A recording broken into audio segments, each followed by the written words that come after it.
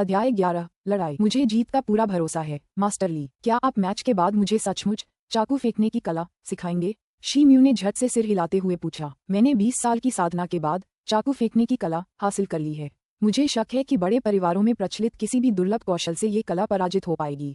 मैंने इसे गुप्त रखने की योजना बनाई थी, लेकिन अगर आप इस प्रतियोगिता में हमारे फेंग लियू क्लब के लिए पर्याप्त प्रसिद्धि प्राप्त कर लेते हैं तो मैं इसे आपको उपहार में दे दूंगा, ली कैंगहाई ने हंसते हुए कहा। तो मैं अपना सर्वश्रेष्ठ प्रयास करूंगा, शी म्यू ने मुस्कुराते हुए उत्तर दिया। सच कहूं तो बॉडी टैम्परिंग में आपकी प्रगति अद्भुत है। यह आश्चर्य की बात है कि आप पहले से ही लोहे की रेत से अभ्यास कर सकते हैं। हालांकि आपको इस प्रतियोगिता को हल्के में नहीं लेना चाहिए। हालांकि सभी प्रतिभागी 18 वर्ष से कम उम्र के हैं, फिर भी अन्य क्लबों के छात्र आपसे ज्यादा कमजोर नहीं होंगे। मैं कुछ प्रतियोगियों को जानता हूं जो बॉडी टैम्परिंग में 10वें स्तर तक पहुंच चुके हैं, लेकिन अगर आप 11वें स्तर तक पहुंचने में कामयाब हो गए तो जीत आसान होगी, ली कैंगहाई ने गंभीर स्वर में कहा। मैं निरंतर अभ्यास करूंगा, शी म्यू ने बिना सोचे उत्तर दिया।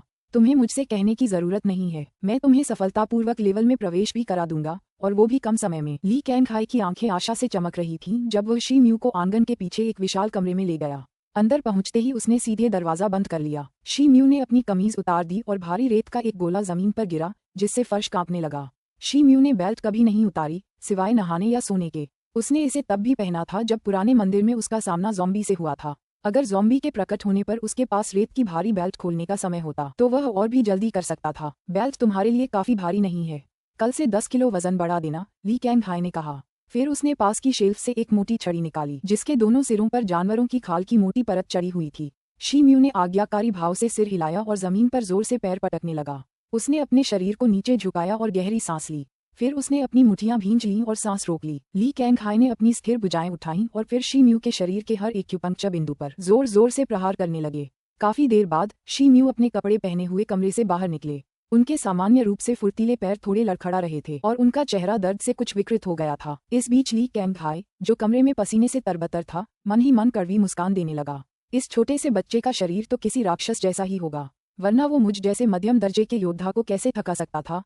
लेकिन ये तो अच्छी बात है, इसी राक्षस जैसे शरीर की वजह से वो आधे साल में ही लौह रेत का अभ्यास पूरा कर पाया है। मैं इस साल होने वाली प्रतियोगिता का बेसब्री से इंतजार कर रहा हूँ। अगर लौह रेत के अभ्यास को नजरअंदाज भी कर दिया जाए तो भी आधे साल में उसकी 2 स्तरों की छलांग लाजवाब है। अविश्वसनीय, क्या वो सच में एक रक्त योद्धा हो सकता है? ली कैंगहाई ने ध्यान में डूबते हुए कहा। ली कैंगहाई को इस बात का अंदाजा नहीं था कि she mu her iron sand अभ्यास के बीच नियमित अंतराल नहीं ले रहे थे। आमतौर पर आयरन सैंड विधि का अभ्यास करने के बाद कुछ दिनों तक आराम किया जाता है। इसके बजाय शी म्यू अपनी अद्भुत उपचार शक्ति पर निर्भर थे, इसलिए उन्होंने भारी काले कवच पहनकर पहाड़ों में जंगली जानवरों का शिकार करके अंतराल के दौरान अभ्यास जारी रखा। यही कारण था कि वे बॉडी टैम्परिंग में इतनी सफलता प्राप्त कर पाए। क्लब से निकलने के बाद शी म्यू एक सड़क पार करके एक सुंदर हवेली में पहुंचे। शहर में 3 कमरों वाली यह सुदूर जागीर उनकी अस्थायी रिहाइशों में से एक थी। उनके प्रवेश के कुछ ही देर बाद जागीर का एक कमरा तेज गंध से भर गया। खिड़की से भाप के साथ औषधीय जड़ी बूटियों की खुशबू आने लगी। शी म्यू ने आराम करते हुए आह भरी। वह एक बड़े लकड़ी के बर्तन में लेटा हुआ था, उबलते पानी में डूबा हुआ और कुछ जड़ी बूटियों से ढका हुआ। उसका ऊपरी शरीर पानी से बाहर था, सूजन के निशानों से ढका हुआ। हालांकि उसका चेहरा शांत था। वह जल्द ही अपने स्नान में सो गया। जब उसने फिर आंखें खोलीं तो पानी ठंडा हो चुका था और खिड़की के बाहर आसमान अंधेरा हो गया था। शी म्यू बेसिन से उठा और अपने शरीर को ध्यान से देखा। सूजन के निशान अब लगभग अदृश्य थे। फेंग लियू क्लब द्वारा बनाई गई विशेष दवा वाकई अद्भुत थी। ये दवा और उसकी अपनी असामान्य चिकित्सा ही वह कारण थी जिसके कारण वह आधे साल तक कठोर प्रशिक्षण से गुजर पाया था। आखिरकार हर योद्धा हर कुछ दिनों में भारी धक्कों को सुरक्षित रूप से सहन नहीं कर सकता। भारी कवच और वजनदार बेल्ट पहने हर शाम कठिन दौड़ तो दूर की बात है, इस आधे साल में वह काफी लंबा हो गया था। थोड़े बहुत बचकानेपन के अलावा उसका कद और बोलने का अंदाज दोनों ही एक वयस्क जैसा था। तौलिए से खुद को सुखाने के बाद शी म्यू ने अपनी कमीज और सैंड बेल्ट पहनी। फिर वह कमरे से बाहर चला गया। 1 घंटे बाद शी म्यू शहर के उत्तरी जिले की एक गली में पहुंच गया। उसने इधर उधर देखा कि कोई देख तो नहीं रहा, फिर मुड़कर एक साधारण से घर में घुस गया। अंदर उसे एक साधारण सा कमरा मिला, जहां एक चौकोर मेज पर 2 आदमी इंतजार कर रहे थे। ये दोनों कोई और नहीं बल्कि फेंग ली और गाओ युआन थे। भाई शी, आप आ गए। फेंग ली ने शी म्यू को देखते ही अपनी कुर्सी से उठते हुए मुस्कुराते हुए अभिवादन किया। गाओ युआन भी खुशी से उनका अभिवादन करने के लिए उठ खड़ा हुआ। क्लब में किए गए इस व्यवहार के बाद मुझे यकीन हो गया था कि भाई फेंग को मुझसे कुछ काम है, शी म्यू ने मुस्कुराते हुए कहा। भाई शी सही कह रहे हैं, इस बार हमें आपकी उपस्थिति की आवश्यकता है। प्रतिद्वंद्वी हुआंग तियान के पास लुवान शुई गिरोह से हैं। हम ब्लैक फॉक्स संप्रदाय से जुड़े लोगों ने उन्हें आज रात यहाँ आकर हमारे साथ प्रतिस्पर्धा करने के लिए आमंत्रित किया है।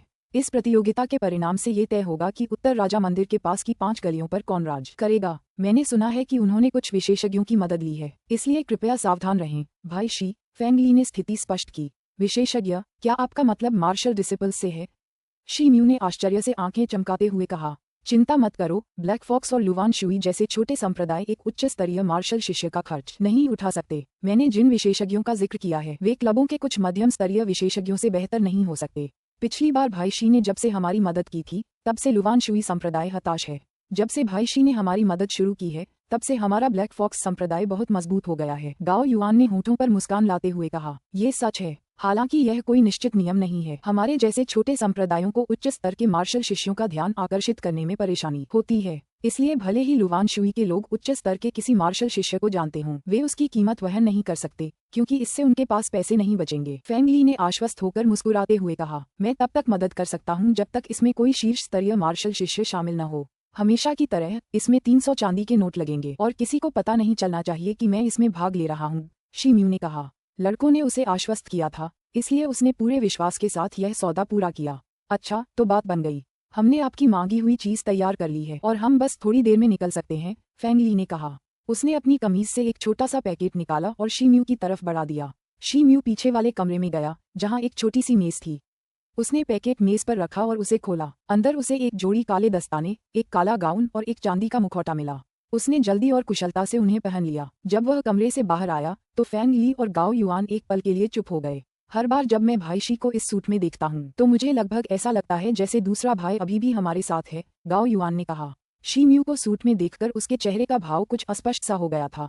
ओह, हम कितने भाग्यशाली हैं कि भाई शी हमारी मदद कर रहे हैं। उस दुर्घटना में दूसरे भाई की मृत्यु के बाद से भाई शी ने हमारी रक्षा के लिए उनकी जगह ले ली है। अगर वे भयंकर मुठियों की भूमिका नहीं निभाते तो हम ब्लैक फॉक्स अपने क्षेत्रों को बचा पाने के लिए पर्याप्त शक्तिशाली नहीं होते। हम दोनों के अलावा किसी को नहीं पता कि हमारे संप्रदाय का शीर्ष विशेषज्ञ बदल गया है, फेंग ली ने एक उदास आह के साथ कहा। मैं ये सिर्फ अपने औषधि स्नान के लिए पैसे कमाने के लिए कर रहा हूँ। इसके अलावा तुम्हारा ब्लैक फॉक्स संप्रदाय उन लोगों की रक्षा करता है जो क्रूर संप्रदायों से लड़ नहीं सकते। अगर मैं चुपचाप खड़ा रहा और तुम लोगों को पिटने दिया तो आम लोगों को भी तकलीफ होगी। मुखौटे से एक नीरस आवाज आई जो शी म्यू के मूल स्वर से बिल्कुल अलग थी। जाहिर है इससे हम दोनों को फायदा होगा। ज्यादा समय नहीं बचा है, जल्दी करते हैं। फेंग ली ने सहमति में मुस्कुराते हुए विनम्रता से जल्दी करने की जरूरत बताई। शी म्यू को भी इससे कोई ऐतराज नहीं था। तीनों जल्दी ही कमरे से निकल गए, गली के आखिर में गायब हो गए और धुंधली रात में खो गए। एक जीर्ण शीर्ण और सुनसान गली में पुरुषों के दो समूह आपस में जमकर लड़ रहे थे। वे अपने अपने संप्रदाय के अलग अलग रंगों के कपड़े पहने हुए थे। एक संप्रदाय काले कपड़े पहने हुए था और उसमें लगभग 40 पुरुष थे। फेंग, गाओ और शी इस समूह के पीछे हाथ जोड़कर खड़े होकर उन्हें लड़ते हुए देख रहे थे। दूसरे संप्रदाय की संख्या पहले संप्रदाय से ज्यादा थी और उसके सभी सदस्य नीले रंग के कपड़े पहने हुए थे। ये कुख्यात लुवान शुई संप्रदाय था। 5 पुरुष उनके पीछे खड़े होकर ध्यान से लड़ाई देख रहे थे। जल्द ही संख्या में कमजोर ब्लैक फॉक्स संप्रदाय बिखरने लगा। उसके कई सदस्यों के शरीर पर गंभीर घाव थे, जिसके कारण उन्हें लड़ाई से पीछे हटना पड़ा। भाई शी, अब हमें तुम्हारा हुनर दिखाना होगा, फेंग ली ने कहा। ये दृश्य देखकर उसका दिल भारी हो गया और उसने मदद के लिए शी म्यू की ओर रुख किया। शी म्यू ने बिना किसी आपत्ति के सिर हिलाया और बिना देरी किए भीड़ में घुस गया। पेंग पेंग, 2 धीमी आवाजें सुनाई दीं जब नीले वस्त्रधारी 2 आदमी जमीन पर गिर पड़े। भागो, ये फियर्स फिस्ट्स हैं। नीले वस्त्र पहने लुवान शुई के कई सदस्य चिल्लाए। फियर्स फिस्ट्स की पोशाक पहने शी म्यू को देखते ही वे विपरीत दिशा में भागने लगे। इसी बीच नीले वस्त्र पहने 2 हटे कट्टे लोग शी म्यू की पीठ की ओर दौड़े। उन्होंने उसकी पीठ पर वार करने के लिए अपने हथियारबंद डंडे उठाए। शी म्यू ने पलटकर आगे बढ़ते हथियारों पर मुक्का मारा और उन्हें तोड़ दिया। शी म्यू ने आगे बढ़कर हमला किया, अपने विरोधियों को प्रतिक्रिया करने का मौका ही नहीं दिया। एक ही मुक्के ने एक आदमी को 6 मीटर पीछे धकेल दिया और वह ईंट की तरह जमीन पर गिर पड़ा। इसके बाद शी म्यू ने दूसरे आदमी की ओर मुड़कर उसे इतनी जोर से लात मारी कि हवा चलने लगी। अध्याय 12, बहादुरी। शी म्यू ने पलक झपकते ही अपने 7-8 विरोधियों को ऐसे मार गिराया जैसे भीड़ों के झुंड में भेड़िया। लुवान शुई संप्रदाय के लोग डर के मारे सड़क के दोनों ओर भागने लगे। अवसर का लाभ उठाते हुए फेंग ली और गाओ युआन ने अराजकता में भाग लिया और लोहे की छड़ों से अपने 5 या 6 दुश्मनों पर हमला करना शुरू कर दिया। पीछे से देख रहे सैनिकों ने ये देखा और अपनी छोटी सी सेना को मजबूत करने के लिए उन्हें अपनी देखो और इंतजार करो की नीति छोड़नी पड़ी।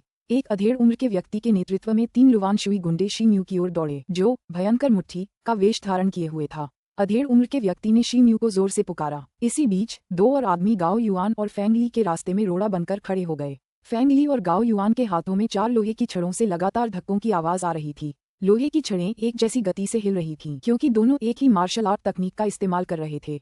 हालांकि उनके दोनों प्रतिद्वंदियों के पास लोहे के रूलर जैसे दिखने वाले चपटे सफेद हथियार थे, फिर भी वे अलग अलग कौशल का इस्तेमाल कर रहे थे। एक अपने रूलर को मजबूती और भारी तरीके से चला रहा था, जबकि दूसरा अपने हथियार को तेजी और सहजता से बेतरतीब ढंग से चला रहा था। ये बताना मुश्किल था कि किस पक्ष को दूसरे पर बढ़त हासिल थी। इस बीच शी म्यू 3 नीले वस्त्रधारी आदमियों से लड़ रहा था। वे बाकियों से कहीं ज्यादा ताकतवर थे, लेकिन वह बड़ी शांति से उनका सामना कर रहा था। अपने विरोधियों पर बिना कुछ कहे उसने अपने पैर से जमीन से एक लकड़ी की छड़ी उठाई और जल्दी से उसे अपने हाथों से पकड़ लिया। स्विश स्विश आगे चल रहा अधेड़ उम्र का आदमी अपने हाथों में तीखे बांस के चाकू लिए हुए था। जैसे ही वह शी म्यू के पास पहुंचा, उसने चाकुओं को क्रॉस की तरह बनाया और सीधे शी म्यू की छाती में बुरी तरह से घुसा दिया। हालांकि बांस के चाकू लोहे के नहीं थे, फिर भी उनकी तीक्ष्णता इतनी थी कि अगर वे अपने निशाने पर लग जाते तो गंभीर नुकसान पहुंचा सकते थे। चाकुओं को देखते ही शी म्यू की आंखों में एक ठंडी रोशनी चमक उठी। हालांकि उसने अपनी कलाई सिर्फ एक बार हिलाई और छड़ी से 6 परछाइयां निकलीं, जो उसके दुश्मनों के सामने बेतहाशा नाचने लगीं। अधेड़ उम्र का आदमी जोर से चिल्लाया। वह अपना आश्चर्य छुपाने में असमर्थ था। छायाओं के जंगली नृत्य से बचने के लिए उसे बिजली की गति से अपने बांस के चाकुओं को पीछे खींचना पड़ा। धमाका धमाका, 2 स्पष्ट आवाजें सुनाई दीं जब उस आदमी ने महसूस किया कि उसके हाथ जोर से कांप रहे हैं।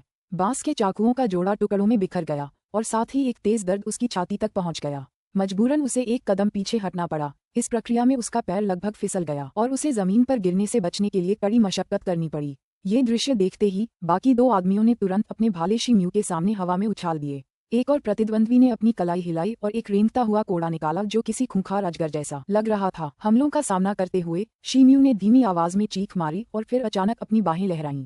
उसने लकड़ी की छड़ी को भाले की तरह फेंका और एक धमाके की आवाज सुनाई दी जब छड़ी किसी चीज से टकराए। भालाधारी के पास अपने लकड़ी के भाले की नोक और शी म्यू की छड़ी के बीच सीधी टक्कर को रोकने का समय ही नहीं था। भाले से ऊर्जा की एक लहर उस आदमी की ओर दौड़ी और हथियार टुकड़े टुकड़े हो गया। वह आदमी दर्द से बेहोश हो गया। उसके दोनों हाथों से खून बह रहा था।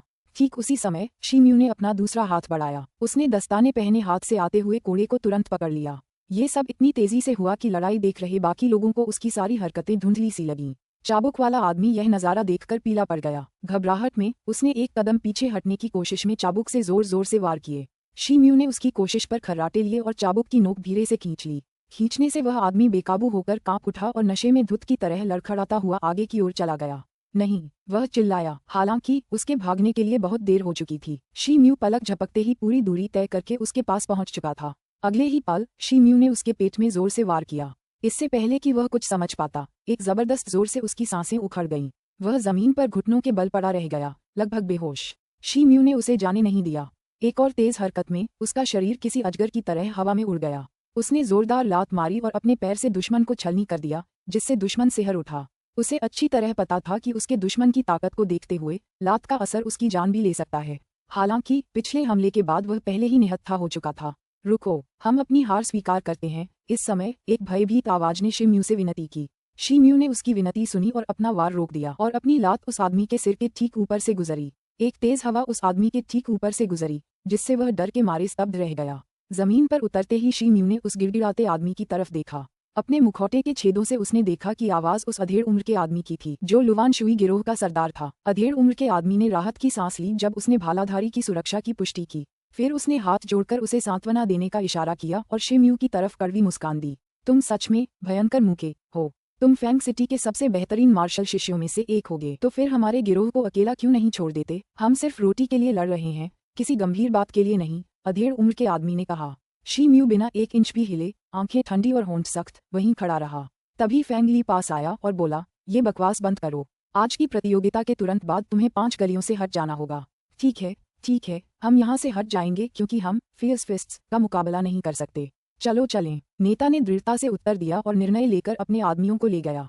1 मिनट से भी कम समय में आसपास की गलियों में, जो अब पूरी तरह से ब्लैक फॉक्स की थीं, कोई भी लुवान शुई आदमी नजर नहीं आया। पहले घायल काले कपड़े पहने लोग अब उत्साह से उछल कूद कर रहे थे। फैंग ली और गाओ युआन भी बहुत उत्साहित थे और उन्होंने अपने नए प्राप्त क्षेत्रों के प्रबंधन पर तुरंत काम शुरू कर दिया।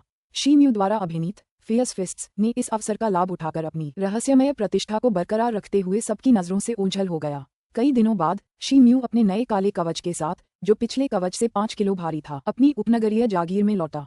चौक के बीचों बीच एक खूबसूरत लड़की को इंतजार करते देखकर वह हैरान रह गया। युवा स्वामी शी मिस चोंग 2 दिन पहले यहाँ आई थीं।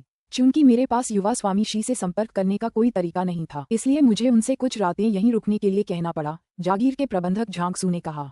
उसने उस अनकहे प्रश्न का उत्तर काफी डरी हुई आवाज में दिया था। मैनेजर शिम्यू की छोटी उम्र के बावजूद उसकी चालों से पूरी तरह वाकिफ था। हालांकि इस बार उसने अपने मालिक से बिना अनुमति लिए ही लड़की को अपने यहाँ रख दिया था। उसे चिंता हो रही थी कि उसने बहुत बड़ी गलती कर दी है। ठीक है, अब तुम जा सकती हो, मैं खुद मिस जोंग से बात करूंगा, शिम्यू ने जोंगसू को दूर जाने का इशारा करते हुए कहा। तब तक वह पूरी तरह तैयार हो चुका था। इस बीच लड़की चुपचाप सिर झुकाए खड़ी रही। झांगसू के जाते समय शिम्यू ने इशारा करके लड़की को अपने शयन कक्ष में आमंत्रित किया। मिस जोंग, आप अभी यहाँ क्यों आए हैं? क्या आप मुझे कुछ बताना चाहती हैं? शिम्यू ने लड़की से गंभीर स्वर में पूछा। युवा स्वामी शी, कृपया मुझसे अब और सवाल न करें।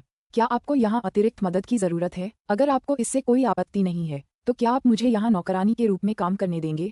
जोंगशियू ने हिम्मत जुटाते हुए शिम्यू की ओर देखा और घबराहट में अपने होंठ भींच लिए। एक नौकरानी? मिस जोंग, बकवास मत करो। वो परिवार में तुम्हारे साथ क्या हुआ था? मुझे याद है कि उस समय वे तुम्हारे साथ बहुत विनम्र थे। अगर तुम मुझे बता दो कि क्या हुआ था तो मैं बहुत आभारी रहूंगा। शिम्यू ने भौहें सिकोड़ते हुए धीरे से पूछा। मेरे जैसी बदसूरत लड़की, तुम्हें क्या लगता है वो के यहाँ मेरे साथ क्या हुआ? उन्होंने मुझे सिर्फ इसलिए अंदर आने दिया क्योंकि उन्हें लगा कि मुझ में कुछ खास क्षमताएं हैं। मेरी हालत के बारे में पता चलने पर उन्होंने मुझे स्वीकार करने से इनकार कर दिया।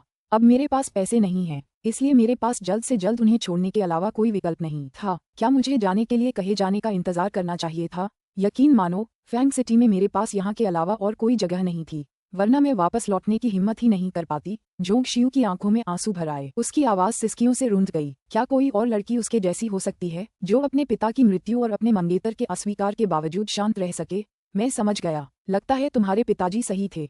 खैर, नौकरों वाली बात फिर मत कहना। तुम जैसे हो वैसे ही यहाँ रहो। हालांकि मैं ज्यादा पैसे लेकर पैदा नहीं हुआ, फिर भी मैं तुम्हें खाना और सोने की जगह तो दे ही सकता हूँ। और अब मुझे छोटा मालिक मत कहना, भाई शी, ठीक है? अगर तुम कभी जाना चाहो तो जाने से पहले मुझे एक नोट लिख देना, उसने कहा। लड़की के चेहरे पर जिद का एक आखिरी निशान अभी भी बाकी था, जो उसे किसी ऐसे व्यक्ति की याद दिला रहा था जिसे वह कभी बहुत प्यार करता था। ये दृश्य देखकर भावुक होकर उसने अपने जवाब से उसे मनाकर उसकी जिद दूर करने का फैसला किया।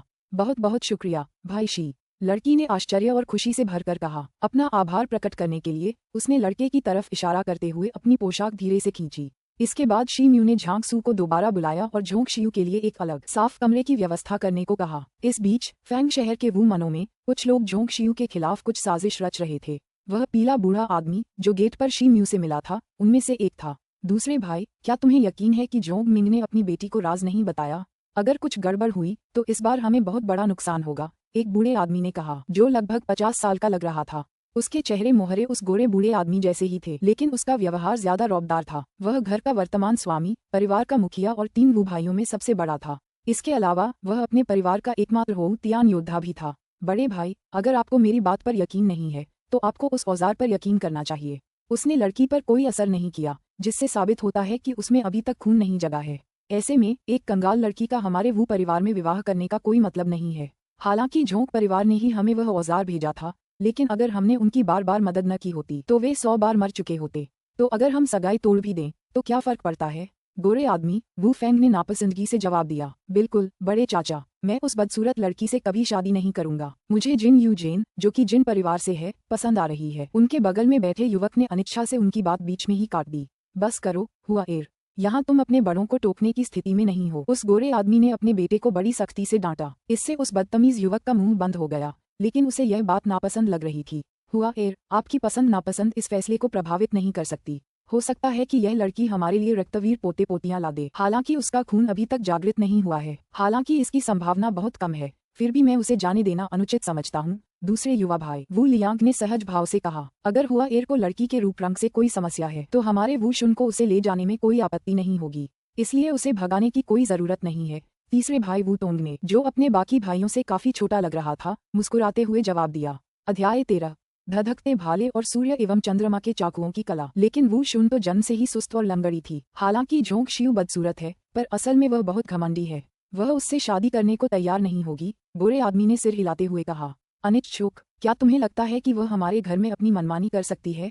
एक बार जब वह हमारे हाथ में आ जाएगी तो मैं उसे इसके परिणामों से अवगत करा दूंगा। वू टोंग ने व्यंग्यात्मक लहजे में सुझाव दिया। तुम्हें नहीं लगता कि मैंने जबरदस्ती करने के बारे में सोचा है? बात बस इतनी है कि जब लड़की यहाँ आई थी तो वह अकेली नहीं थी। जब वह यहाँ आई थी तो उसके साथ एक लड़का भी था और मैंने उसकी जांच करवाई थी। मुझे पता चला कि उसका जिन परिवार से कोई रिश्ता है। बुरे आदमी ने आह भरी। क्या वह जिन परिवार का सदस्य है? तो इस बार हमारे पास उसे और लड़की को जाने देने के अलावा कोई चारा नहीं है। अगर यह मामला खुलकर सामने आ गया और जिन परिवार इसमें शामिल हो गया तो हम आर्टिफैक्ट भी उनसे गंवा सकते हैं। जहां तक जोंगों के वंश का सवाल है, हो सकता है कि उन्होंने हमारी छवि को मजबूत करने के लिए ये झूठ गढ़ा हो कि उनके पूर्वज एक रक्त योद्धा थे। इसके अलावा अगर उनके परिवार में कभी कोई रक्त योद्धा रहा भी हो तो भी किसी और के जन्म की कोई गारंटी नहीं है। हम लड़की में खून की मौजूदगी की जांच के लिए ढेर सारी जड़ी बूटियों का इस्तेमाल करने की गुप्त विधि अपना सकते हैं। हालांकि इससे सामग्री की बर्बादी हो सकती है और आर्टिफैक्ट हमारे लिए ज्यादा मूल्यवान है। नेता ने कहा। उसका रवैया बदल रहा था। वह शीम्यू की पहचान से स्पष्ट रूप से हैरान था। बेशक पीले पड़ चुके उस बूढ़े को अंतिम निर्णय से कोई आपत्ति नहीं थी। फिर बाकी लोगों ने हॉल से बाहर जाने से पहले कुछ और मुद्दों पर बात की। पिताजी, वह लड़का कौन था जो उस बदसूरत लड़की को यहाँ लाया था? उसका जिन परिवार से क्या रिश्ता है? घमंडी लड़का दूसरे कमरे में आकर अपने पिता से पूछने से खुद को रोक नहीं पाया। ओह, तुम्हारा मतलब उस लड़के शीम्यू से है। दरअसल वह जिन परिवार में सीधे तौर पर पैदा नहीं हुआ था और बस एक दूर का रिश्तेदार है। उसकी सौतेली माँ उसे परिवार में लेकर आई थी। तुम्हें हर संभव तरीके से उससे बचने की कोशिश करनी होगी, उस आदमी ने कहा। उसकी सौतेली माँ? घमंडी लड़के ने हैरान होकर पूछा। हाँ, उसका नाम जिन जेन है और वह जिन यूजेन की चाची है।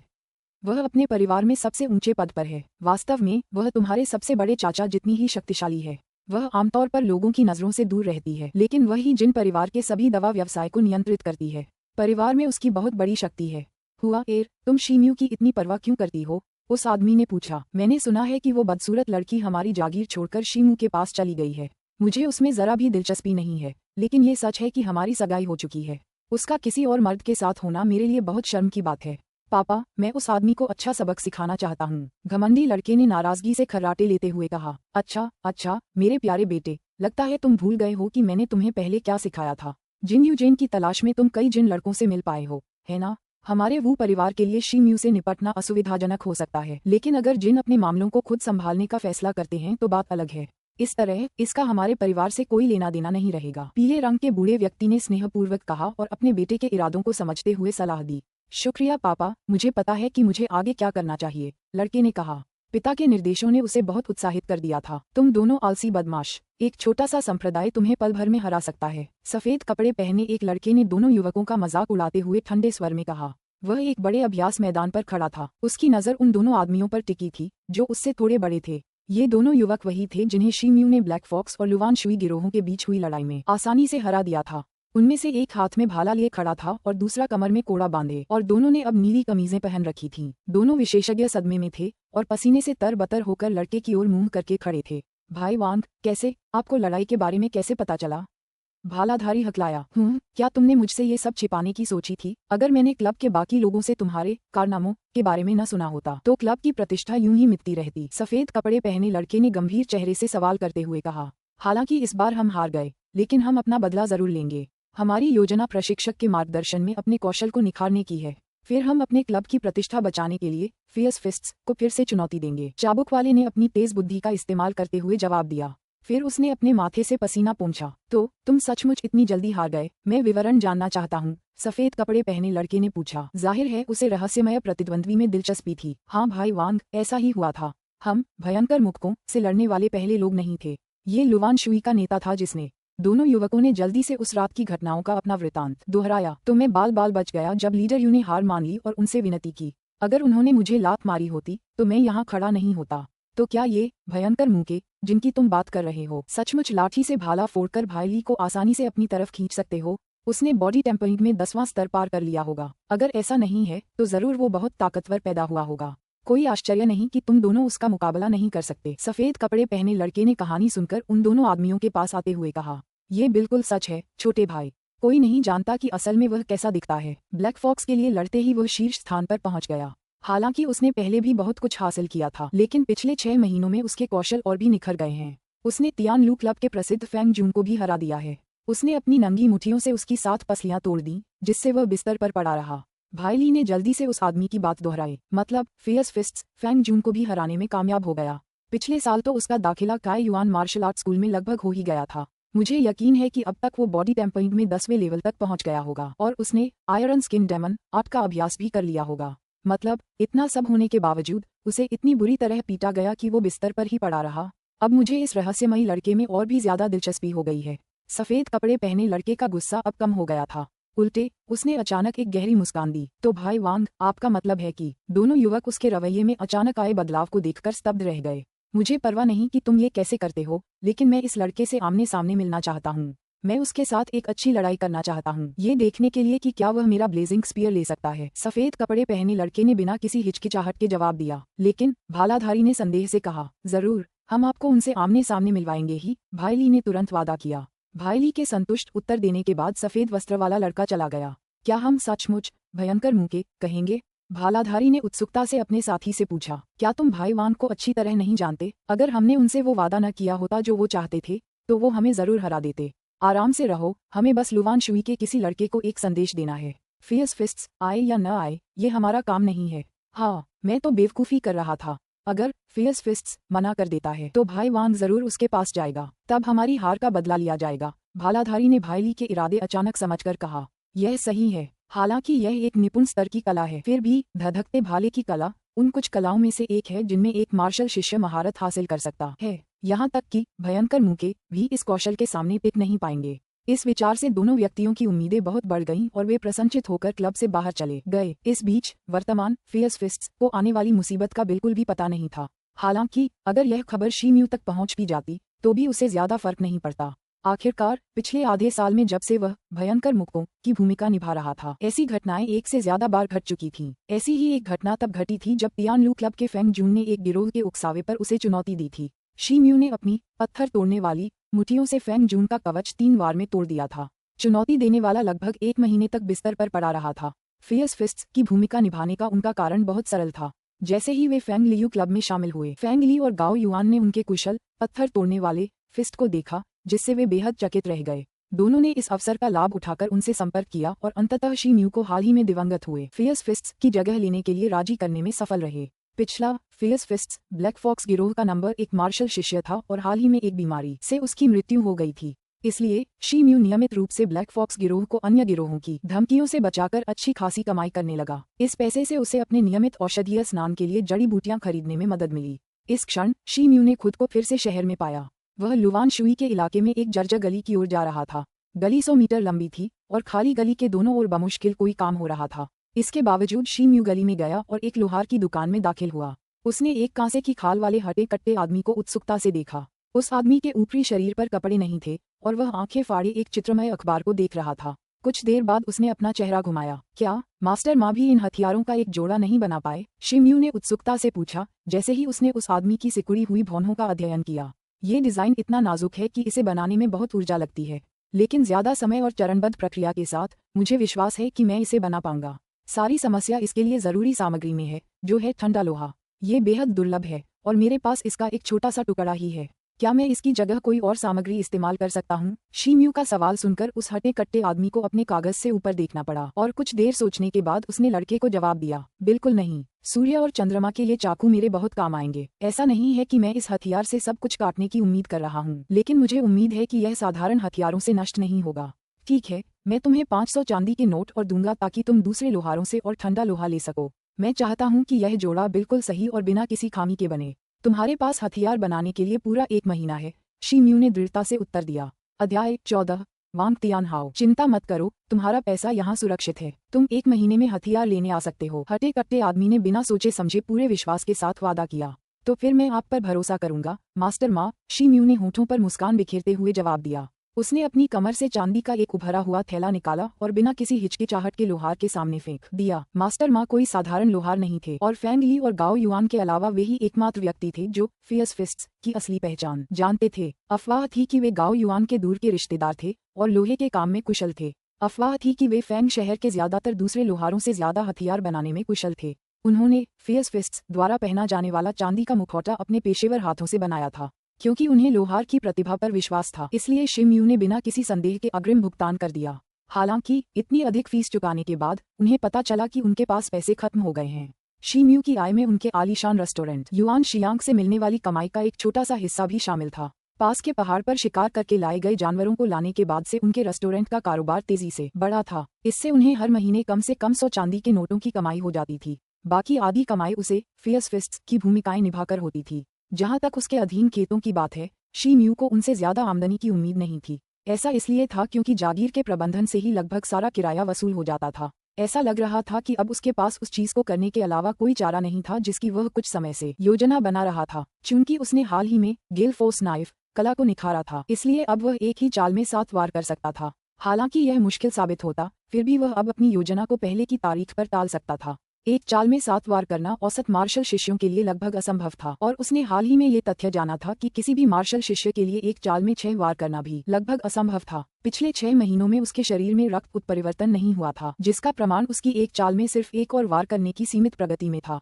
हालांकि उसने इस पर कुछ महीने बिताए थे, फिर भी वह और कोई प्रगति नहीं कर पाया था। हालांकि उसकी प्रगति अभी भी सामान्य से बहुत दूर थी, क्योंकि यह औसत मार्शल शिष्यों को बौना बनाने के लिए पर्याप्त थी। आखिरकार प्रशिक्षक ली कैंगहाई भी अपनी असली क्यूई की मदद से केवल 9 वार ही कर पाते थे। कुछ देर बाद शी म्यू लोहार के घर से चला गया और अपनी योजना पर विचार करता रहा। शहर की कुछ दूसरी दुकानों से खरीदारी करने में उसने आधा दिन बिताया और आखिरकार अपने अस्थायी निवास पर लौट आया। कमरे में कदम रखते ही उसके चेहरे के भाव बदल गए। उसने आराम से खिड़की से बाहर एक नजर डाली और फिर आधी खुली खिड़की के पास गया। खिड़की से कुछ टटोलते हुए उसे एक चीज मिली जो एक कागज की गेंद निकली। शी म्यू एकदम शांत भाव से कागज को कुशलता से खोल रहा था।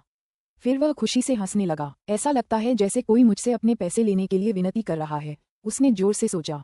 फिर उसने कागज की गेंद को अपनी कमीज में ठूंसा, अपने बिस्तर पर चढ़ गया और गहरी नींद में सो गया। वह गहरी नींद सोया और शाम को तरोताजा होकर उठा। उसने बिस्तर के नीचे से एक बड़ा पार्सल निकाला और वापस अपने घर से निकल पड़ा। 1 घंटे बाद ब्लैक फॉक्स के कई सदस्य फैंग सिटी के प्रसिद्ध तियान वांग मंदिर के पिछवाड़े में जमीन पर पड़े थे। उन्होंने लगभग पूरा आंगन ढक लिया था। उनमें से एक भी ऐसा नहीं था जो दर्द से कराह न रहा हो, और अपने आसपास बिखरे ढेरों हथियारों में से एक भी डंडा या चाकू उठाने की हिम्मत न कर रहा हो। यहाँ तक कि फैंग ली और गाओ युआन भी नीचे गिर गए थे और हिल भी नहीं पा रहे थे। उनमें से एक के मुंह से खून बह रहा था और दूसरा धूल में लौट रहा था। दोनों ही उस लड़के को देखकर आश्चर्य से हौंफ रहे थे जो उनके सामने हाथ में भाला लिए खड़ा था। यद्यपि ब्लैक फॉक्स गिरोह के दोनों नेताओं ने प्रतिद्वंद्वी का नाम सुना था और उसकी प्रतिभा से परिचित थे, फिर भी उन्होंने उसकी वास्तविक ताकत इतनी अधिक होने की उम्मीद नहीं की थी। यद्यपि दोनों नेता अपने शरीर को शांत करने में काफी निपुण थे, फिर भी उन्होंने 15 मिनट के भीतर ही यार्ड के बाहर 10 गार्डों के साथ उन दोनों को भी संभाल लिया। वांग तियान हाओ, तुम्हारे यहाँ लड़ने आने से पहले हमें तुम्हारा चैलेंज नोट पढ़ने का मौका ही नहीं मिला था।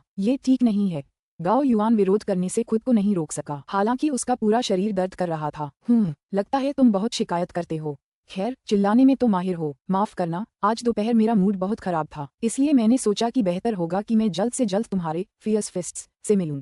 क्या तुम्हें इससे कोई परेशानी है? सफेद कपड़े पहने लड़के ने अपनी शालीनता के बावजूद ठंडे और रूखे अंदाज में जवाब दिया। उसने फौरन अपना पैर उठाकर गाओ युआन का सिर जमीन पर पटक दिया। गाओ युआन ने डरते डरते उसके पैरों के नीचे से निकलने की कोशिश की, लेकिन उसकी ताकत जवाब दे चुकी थी। वह सिर्फ जोर से गालियां ही दे पा रहा था। गाली सुनकर लड़के ने बिना किसी हिचकिचाहट के फिर से जोर से पैर पटकना शुरू कर दिया, जिससे गाओ युआन को एक शांत पीड़ा में यातना दी गई। फैंग ली को ये देखकर बहुत गुस्सा आया, हालांकि वह अभी भी डरा हुआ था। उसने उठने और जोरदार लड़ाई लड़ने की बहुत कोशिश की, लेकिन इससे पहले कि वह खड़ा हो पाता, एक काली परछाई बिजली की गति से सफेद कपड़ों वाले लड़के की ओर तेजी से बढ़ी। लड़के ने अपनी भौहें उठाईं और आलस्य से अपना भाला आगे बढ़ाया, जो परिष्कृत लोहे से बना एक हथियार था। टकराना। काली परछाई भाले के हत्थे पर एक जोरदार धमाके के साथ फटी, जिससे उसके कई टुकड़े चारों तरफ उछल गए। जिस काली परछाई ने परिष्कृत लोहे को नष्ट किया था, वह एक छोटा कटोरे के आकार का पत्थर था। प्रहार के जोर से लड़का कांपते हुए पीछे हट गया। फिर उसने अपना सिर एक तरफ झुकाया और सीधे दूसरे पत्थर से टकराने से बाल बाल बच गया। पत्थर से उसके गाल पर खरोंच का निशान पड़ गया और खून बहने लगा। यह आप हैं, भयंकर मुठियां। सफेद कपड़े पहने लड़के ने अपने जख्म की जरा भी परवाह न करते हुए कहा। उल्टे उसकी नजर उस नए आदमी पर पड़ी, जो काले कपड़े पहने, चांदी का मुखौटा पहने एक आदमी था। उत्तेजना से उसका खून दौड़ रहा था। तो तुम ही हो जिसने मुझे चुनौती वाला नोट भेजा था? शिम्यू ने अपने मुखौटे के छेदों से आंगन को देखने के बाद धीमी आवाज में पूछा। क्या तुम नहीं जानते कि मैं कौन हूँ? सफेद वस्त्र पहने लड़के ने पूछा। वह शिम्यू की जागरूकता की कमी से कुछ आश्चर्यचकित था। क्यों? क्या मुझे तुम्हें जानना चाहिए? जैसे ही उसने चुनौती देने वाले के भाले पर नजर डाली, शिम्यू आंगन के बीचों बीच पहुंच गया। उसने अपने पैर से एक लोहे के चाकू को लात मारी और फिर उसे अपने हाथ से पकड़ लिया। सावधान दूसरे भाई, यह आदमी वांग तियान हाओ है। कहा जाता है कि वह फैंग शहर का सबसे बड़ा मार्शल शिष्य है। वह वांग वंश का बेटा है, जो रक्त योद्धाओं को पालने के लिए जाना जाता है। फैंग ली ने कुछ भी होने से पहले ही चेतावनी दे दी। फैंग सिटी में शीर्ष मार्शल शिष्य, एक वांग परिवार का रक्त योद्धा। उपाधियों को सुनकर शिम्यू की आंखें आश्चर्य से चमक उठीं। हाँ, मैंने शीर्ष मार्शल शिष्य की उपाधि का दावा नहीं किया। संयोग से मैंने उन सभी को हरा दिया जिन्होंने इस उपाधि पर आपत्ति जताई थी। जहाँ तक दूसरी उपाधि का सवाल है, ये सच है कि मैं वांगों में से एक हूँ। हालांकि मैंने अभी तक रक्त योद्धा बनने के लिए अपने खून को नहीं जगाया है। सफेद वस्त्र पहने लड़का गर्व से मुस्कुराया। जवाब सुनकर शीम्यू का चेहरा कुछ गंभीर हो गया। वह खुद को रोक नहीं पाया और पूछा, माफ कीजिए, लेकिन फिर आप इतने छोटे गिरोह के साथ खिलवाड़ क्यों कर रहे हैं? हाँ, मैं तो उस ताकतवर सदस्य को चुनौती देना चाहता था, बिल्कुल, वरना मैं ऐसा क्यों करता? चूंकि तुम आ गए हो, इसलिए मैं इन घटिया योद्धाओं को जाने दूंगा ताकि अपनी ऊर्जा बचा सकूं। देखते हैं तुम मेरे पहले हमले का सामना कर पाते हो या नहीं। वांग तियानहाओ ने जोर से हंसते हुए चुनौती दी। फिर वह हवा में उछला और भाला थामे हुए हाथ हिलाए। शीम्यू की ओर दौड़ते हुए उसने अचानक वार करने की कोशिश की। शीम्यू की नजर एक पल के लिए धुंधली पड़ गई। फिर उसने देखा कि भालों की 5 चमकदार नोकें सीधे उस पर टूट पड़ी थीं। शीम्यू ने इस भयंकर हमले पर जोरदार ठहाका लगाया। उसकी बाहों के एक हल्के से झटके से उसका लोहे का चाकू 5 काली परछाइयों में बदल गया जो आगे की ओर झपटी और कई फुफकार जैसी आवाजें निकलीं। 5 भालों की नोकें चाकू की परछाइयों से टकराईं, चकनाचूर हो गईं और फिर गायब हो गईं। हालांकि यह अंत नहीं था। एक छठा भाला कहीं से ठंडी रोशनी की चमक के साथ प्रकट हुआ और सांप की तरह शीम्यू के माथे की ओर रेंगता हुआ चला गया। ये हमला, चाहे उसकी गति की वजह से हो या कोण की, पूरी तरह से अप्रत्याशित था और शीम्यू अचंभित रह गया। उसके पास अपने लोहे के चाकू से खुद को बचाने का कोई मौका नहीं था, जिसे उसे फेंकना पड़ा। वह जोर से चिल्लाते हुए एक कदम पीछे हटा और उसकी बाहें धुंधली गति से आगे बढ़ीं। इसके बाद एक धीमी आवाज आई, जिससे वांग तियानहाओ स्तब्ध रह गया। शीम्यू के काले दस्ताने पहने हाथों ने भाले की नोक को 2 विशाल लोहे की निहाइयों की तरह कसकर पकड़ रखा था। उसने भाले को अपनी छाती से आधा इंच दूर पकड़ रखा था। वांग तियानहाओ ने यह नजारा देखकर उपहास किया। जहां तक उसकी बात है, फियर्स फिस्ट्स एक बेवकूफ था अगर उसे लगता था कि एक जोड़ी हाथ उसके भाले को पकड़ सकते हैं। शीम्यू के कुछ करने से पहले ही उसने भाले को कसकर घुमाया और अपनी ओर खींच लिया। एक तेज भिनभिनाहट सुनाई दी जब लड़के ने पाया कि उसके परिष्कृत लोहे के भाले का हत्था जोर जोर से हिल रहा है। हालांकि उसकी नोक शीम्यू के हाथों के बीच दबी रही, 1 इंच भी नहीं हिली। हत्थे से एक जलन सी उठी जो वांग तियानहाओ की हथेली में चुभ रही थी। उसने ठंडी सांस ली। इस बात का पूरा एहसास था कि उसकी अपनी ताकत उसकी त्वचा में चुभ रही है।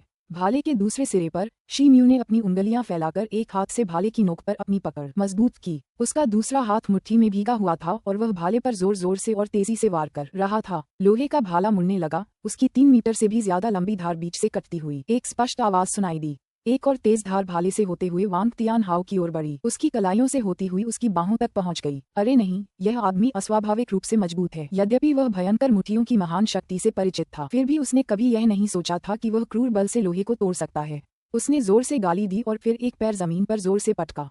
फिर उसने पीछे की ओर वार किया और भाले का हत्था हाथ से छूट गया। धमाका! जोरदार बल के कारण हैंडल जोर से जमीन पर गिर गया, जिससे एक बेसिन के आकार का मिट्टी का गड्ढा बन गया। सफेद कपड़े पहने लड़के ने फिर से अपने पैरों पर खड़े होने की कोशिश की। हालांकि ये दृश्य देखकर उसका चेहरा बेहद शर्मिंदा हो गया। पेंग! शीम्यू ने पहले से मुड़े हुए लोहे के हत्थे को जमीन पर फेंक दिया, जो अब एक विशाल धनुष जैसा दिखाई दे रहा था।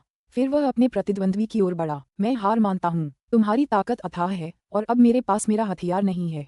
अब मुझे समझ आया कि मेरे सीनियर्स तुम्हारी 10 गुना ताकत के बारे में क्या कह रहे थे। ये तो तय है कि मैं अपने धधकते भाले की पूरी ताकत लगाकर भी तुम्हारे जैसे हट्टे कट्टे आदमी को नहीं हरा सकता। लेकिन 2-3 महीनों में कहानी बिल्कुल अलग होगी। वांग तियानहाओ ने अप्रत्याशित रूप से हंसते हुए शीम्यू की चुनौती को नकार दिया। तुमने ही लड़ाई शुरू की थी और अब उसे रोकना चाहते हो। क्या तुम्हें लगता है कि आखिरी फैसला हमेशा तुम्हारा ही होगा? शीम्यू ने ठंडी और धीमी आवाज में मना कर दिया। उसने अपने कंधे हिलाए, अपनी क्रूर मुक्कों से उसे सबक सिखाने के लिए तैयार। मैं तुम्हारा समय बर्बाद करने के लिए तुम्हें पैसे से मुआवजा दूंगा। ये जवाब वाकई में शीम्यू को हैरान कर गया, क्योंकि यह मजेदार और अप्रत्याशित था। शीम्यू को अपने कानों पर यकीन नहीं हुआ। मैं तुम्हें पैसे दूंगा। ये रहा सुनहरी फलियों का एक छोटा सा पैकेज, और ये उनके सारे इलाज के खर्चों के लिए काफी होना चाहिए। लेकिन एक बात साफ कर दूं, मैं तुमसे नहीं डरता, भयंकर मुठियां। मैं बस इतना जानता हूं कि इस समय मेरे पास तुम्हें हराने की ताकत नहीं है, इसलिए पूरी ताकत से तुमसे लड़ना उचित नहीं है। फैंग सिटी के सबसे बड़े योद्धा को पसीने से लथपथ नहीं दिखना चाहिए। सफेद कपड़े पहने लड़का पीछे की ओर झुका और हथेली के आकार का एक सूती थैला बाहर फेंकने के लिए अपना हाथ उठाया। शीम्यू का ऐसे आत्ममुग्ध व्यक्ति से यह पहला सामना था, इसलिए वह बस मूक विस्मय से देखता रह गया।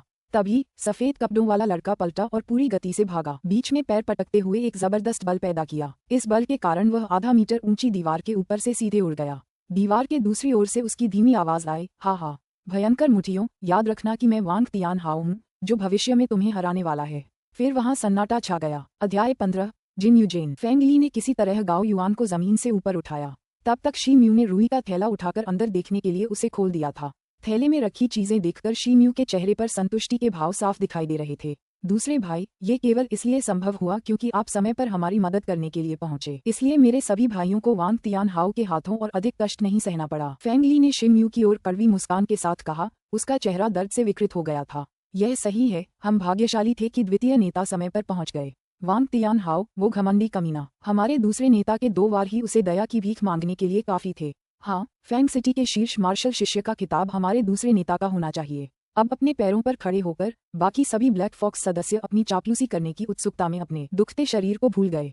हर एक के चारों ओर उत्सव का माहौल था, जिससे लग रहा था कि उनका उत्साह दोगुना हो गया है। आखिरकार उन्होंने फैंग सिटी में अपने रहस्यमयी दूसरे नेता के हाथों तथाकथित शीर्ष मार्शल शिष्य की हार देखी थी। इसका स्पष्ट अर्थ था कि जब तक कोई कुशल योद्धा शामिल नहीं होगा, ब्लैक फॉक्स गिरोह सभी छोटे गिरोहों पर राज कर सकता था। अच्छा, मुझे और भी काम है, तो चलिए अब दिन यहीं खत्म करते हैं, शिमयू ने उत्साह से भरी भीड़ से बेपरवाह होकर कहा। उसने हाथ हिलाकर विदा ली, बैग अपनी कमीज में ठूंसना नहीं भूला। रुको दूसरे भाई, तीसरे भाई और मैं अभी भी तुमसे कुछ बात करना चाहते हैं। फेंग ली ने उसके अचानक चले जाने से परेशान होकर जल्दी से उसे पुकारा।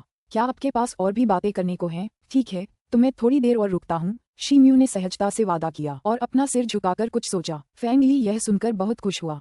उसने अपने अधीनस्थों की ओर मुड़कर कहा, जाओ और अब अपने घावों का इलाज कराओ। ब्लैक फॉक्स के सदस्य इतने समझदार थे कि उन्हें एहसास हो गया कि उनके तीनों नेता एक महत्वपूर्ण चर्चा करने वाले हैं, इसलिए वे एक एक करके जाने लगे। उनके चेहरों पर उत्साह देखकर लग रहा था कि शिमयू द्वारा वांग तियानहाओ को हराने वाले दृश्य ने उनके मन पर गहरी छाप छोड़ी थी। ये बात जल्द ही उनके साथी सदस्यों में भी फैल जाएगी। इस बार तुम दोनों मेरे साथ बहुत बेरहमी से पेश आए। विरोधी बहुत ताकतवर था, पर तुमने मुझे पहले से बताना भी गवारा नहीं किया। क्या तुम्हें लगता था कि अगर मुझे पता चल गया तो मैं नहीं आऊंगा?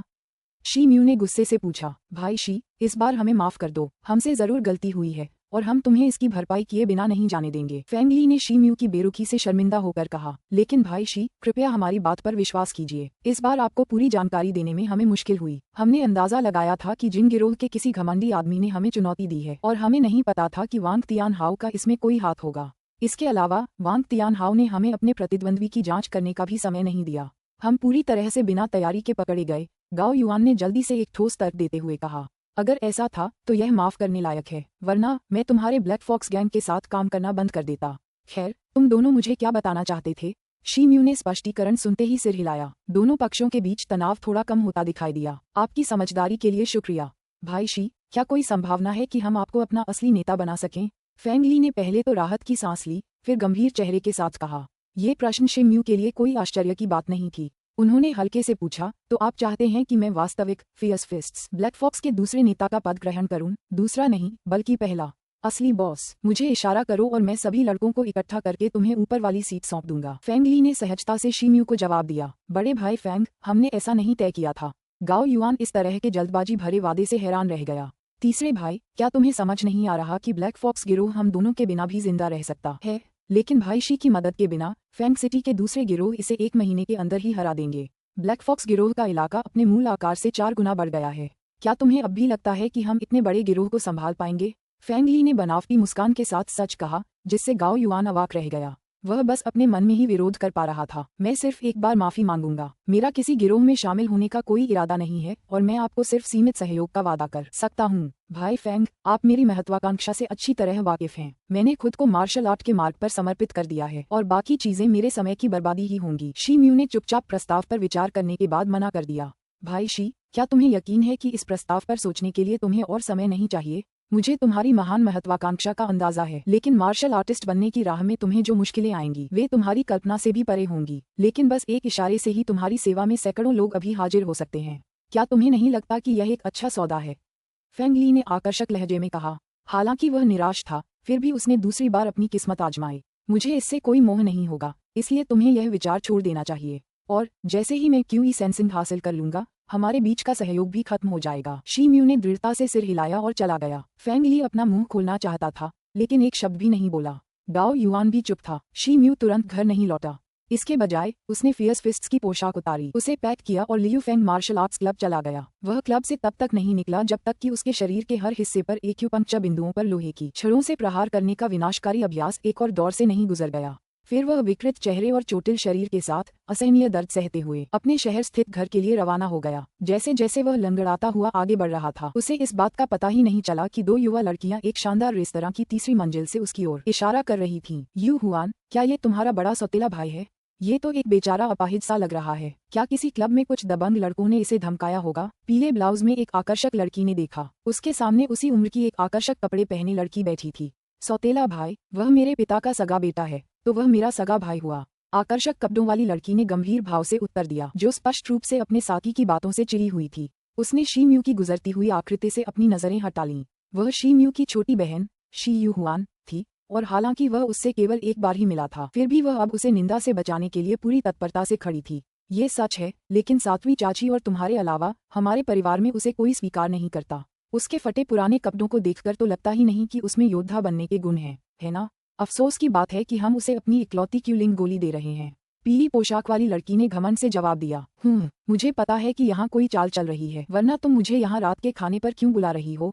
लगता है अंकल वू ने मुझे मनाने के लिए किसी को खरीद लिया है। शी यू हुआन ने व्यंग्यात्मक ढंग से उत्तर दिया, अपनी साथी के इरादे भांपते हुए। चचेरी बहन यू हुआन, इस बार तुम गलत हो। अंकल वू ने मुझे ऐसा करने के लिए नहीं कहा था, उनके बेटे जिन तियान ने कहा था। उन्हें यकीन था कि अगर तुम शी म्यू को खुद ही गोली छोड़ने के लिए मना लोगे तो तुम्हारी माँ मना नहीं करेगी। इसके अलावा शी म्यू को इसके लिए उचित मुआवजा भी मिलेगा। पीली वर्दी वाली लड़की ने गलत अनुमान पर गर्व से हंसते हुए कहा, हालांकि मैं शी म्यू से सिर्फ एक बार ही मिला था। मुझे अंदाजा हो गया था कि वो आसानी से राजी होने वालों में से नहीं है।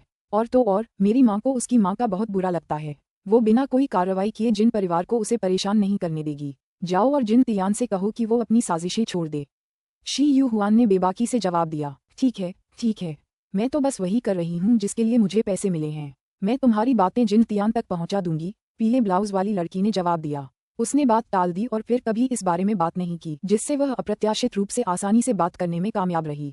तुम्हारे गुस्से को देखते हुए तुम ऐसा तब तक नहीं करोगी जब तक मैं तुम्हें मोटी रकम न दूं। शी यू हुआन ने होंठ सिकोड़ते हुए कहा। मेज पर रखे तरह तरह के स्वादिष्ट व्यंजनों में उसकी कोई दिलचस्पी नहीं थी। ये तो पक्का है। मेरे अलावा तुम्हें क्या लगता है वह किसकी तरफ मुड़ेगा? मैं अपने परिवार में तुम्हारे सबसे करीब हूँ। वैसे क्या तुमने मेरी नई खरीदी हुई जेड हेयरपिन देखी?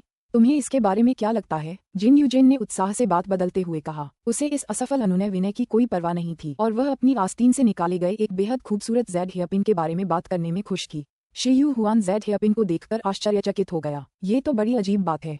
अगर मुझे ठीक से याद है तो तुम शायद ही कभी कोई आभूषण खरीदती हो। तुम्हें हमेशा अपनी जन्मजात सुंदरता पर गर्व रहा है। इसमें अजीब क्या है? एक कहावत है, लड़की अपने प्यार करने वाले के लिए खुद को सजाती है। जिन यूजेन ने हल्की मुस्कान के साथ कहा। उसके लिए जो उससे प्यार करता है? तुम्हारा मतलब वो हुआ तो नहीं है? शी यू हुआन दंग रह गई। उसकी आंखें खुली की खुली रह गईं। वो हुआ? वो निकम्मा पीछा करने वाला? ये कैसे हो सकता है? मैं जिन गैंग क्लब के वांग तियान हाओ की बात कर रहा हूँ। वो वांग परिवार का बेटा है, जिसके बारे में कहा जाता है कि उसके परिवार में खून के योद्धा हैं।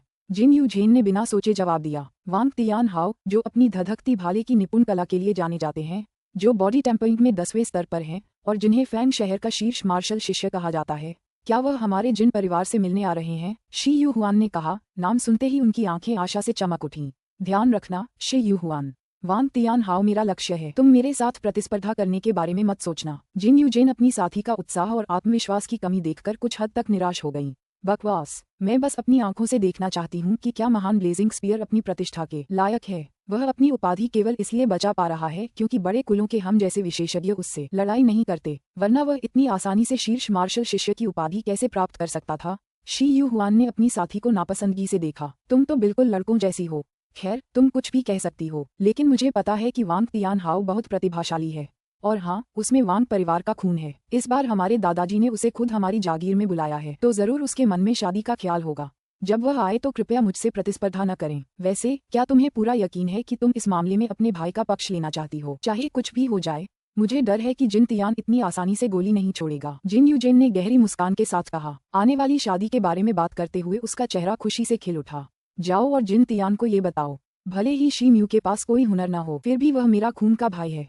अगर जिन तियान ईमानदारी से गोली हासिल करने की कोशिश करता है तो कोई बात नहीं, लेकिन अगर उसने कभी कोई बुरी योजना बनाई तो मैं काई युआन मार्शल आर्ट्स स्कूल में नामांकन परीक्षा से ठीक पहले उसकी टांगें तोड़ दूंगी। अपनी साथी के सवाल पर शी यू हुआन का नाजुक चेहरा बर्फ की तरह ठंडा हो गया।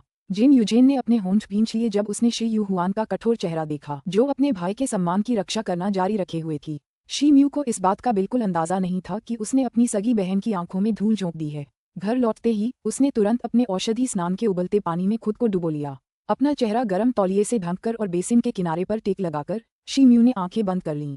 विचारों में उथल पुथल के बावजूद वह अपनी लंबे समय से सोची हुई योजना पर एक बार फिर से गहन अभ्यास करने लगा। सुनहरा हैमस्टर, शीम्यू ने अचानक चुप्पी तोड़ते हुए खुद से कहा। अध्याय 16, सुनहरा हैमस्टर। 3 दिन बाद सुबह सुबह तारांकन। शीम्यू अकेले ही उन पहाड़ियों की ओर चल पड़ा जहां उसने पहले जंगली जानवरों का शिकार किया था। वह अपने साथ एक बड़ा सा पार्सल लिए हुए था जिसकी ऊंचाई एक औसत आदमी की ऊंचाई से लगभग आधी थी। वह बिना रुके 7-8 पहाड़ियों की चोटियां चढ़ गया और आखिरकार खुद को एक बांस के जंगल के किनारे पर पाया। वह असामान्य रूप से हरा भरा लग रहा था, पन्ने जैसे हरे रंग की चमक से चमक रहा था। लगभग 17 एकड़ में फैले बांस के जंगल की पूरी तरह से जांच करने में उसे पूरा 1 घंटा लग गया। अपने निशाने के निशान मिलने के बाद ही उसने उस विशाल बंडल को धीरे से नीचे रखा। फिर उसने टटोलते हुए एक छोटा सा फावड़ा निकाला और पास की जमीन में एक गड्ढा खोदना शुरू कर दिया। अजीब बात यह थी कि गड्ढा खोदते हुए उसकी हरकतें बहुत ज्यादा सतर्क थीं। ऐसा लग रहा था मानो वह ध्यान आकर्षित करने से डर रहा हो। इस तरह वह दोपहर तक पानी के घड़े के आकार का गड्ढा खोदने का काम पूरा कर पाया।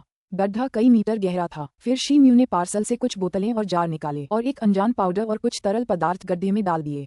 उसने गड्ढे को पूरी तरह टहनियों से ढक दिया और सतह पर ढेर सारे बांस के पत्ते डाल दिए।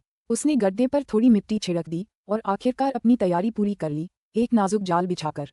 शीम्यू हर कोण से अपनी व्यवस्था को देखते हुए काफी संतुष्ट लग रहे थे और उनके चेहरे पर एक मुस्कान तैर गई। उसने जाल की व्यवस्था के साथ साथ जोंगगोंगमिडियान से बारूद और तरल पदार्थ बनाना भी सीखा था, जिसमें जोंग वंश की गुप्त कलाएं समाहित थीं। इन कौशलों के अभाव में एक ही वार में 7 वार करने की क्षमता के बावजूद अपने लक्ष्य पर विजय पाने का उसका आत्मविश्वास कम होता। उसने आसमान में ऊपर सूरज की ओर देखकर समय का अंदाजा लगाया और फिर बिना किसी हिचकिचाहट के एक कागज का गोला निकाला। उसके अंदर रहस्यमयी सुनहरे रंग का आटा था। शीम्यू ने एक छोटी बोतल में भरे तरल पदार्थ को खाली कर दिया। तुरंत ही एक तीव्र और अवर्णनीय सुगंध हवा में फैलने लगी। मुझे उम्मीद है कि शहर के बूढ़े शिकारी का ये गुप्त चारा नुस्खा काम आएगा, वरना इस सामान के लिए मैंने जो 32 लियांग चांदी चुकाई है वह बेकार हो जाएगी। शीम्यू ने अपने आप से कहा जैसे ही उसने अपनी कलाई हिलाई, जिससे सुनहरा आटा जाल के बीच में गिर गया। फिर उसने खुद को ढकने के लिए एक काला लकड़ी का चाकू और एक बड़ा सा पन्ना हरा लबादा निकाला। उसने पार्सल को एक बड़े पत्थर के पीछे फेंक दिया और अपने जाल की तरफ वापस चल दिया।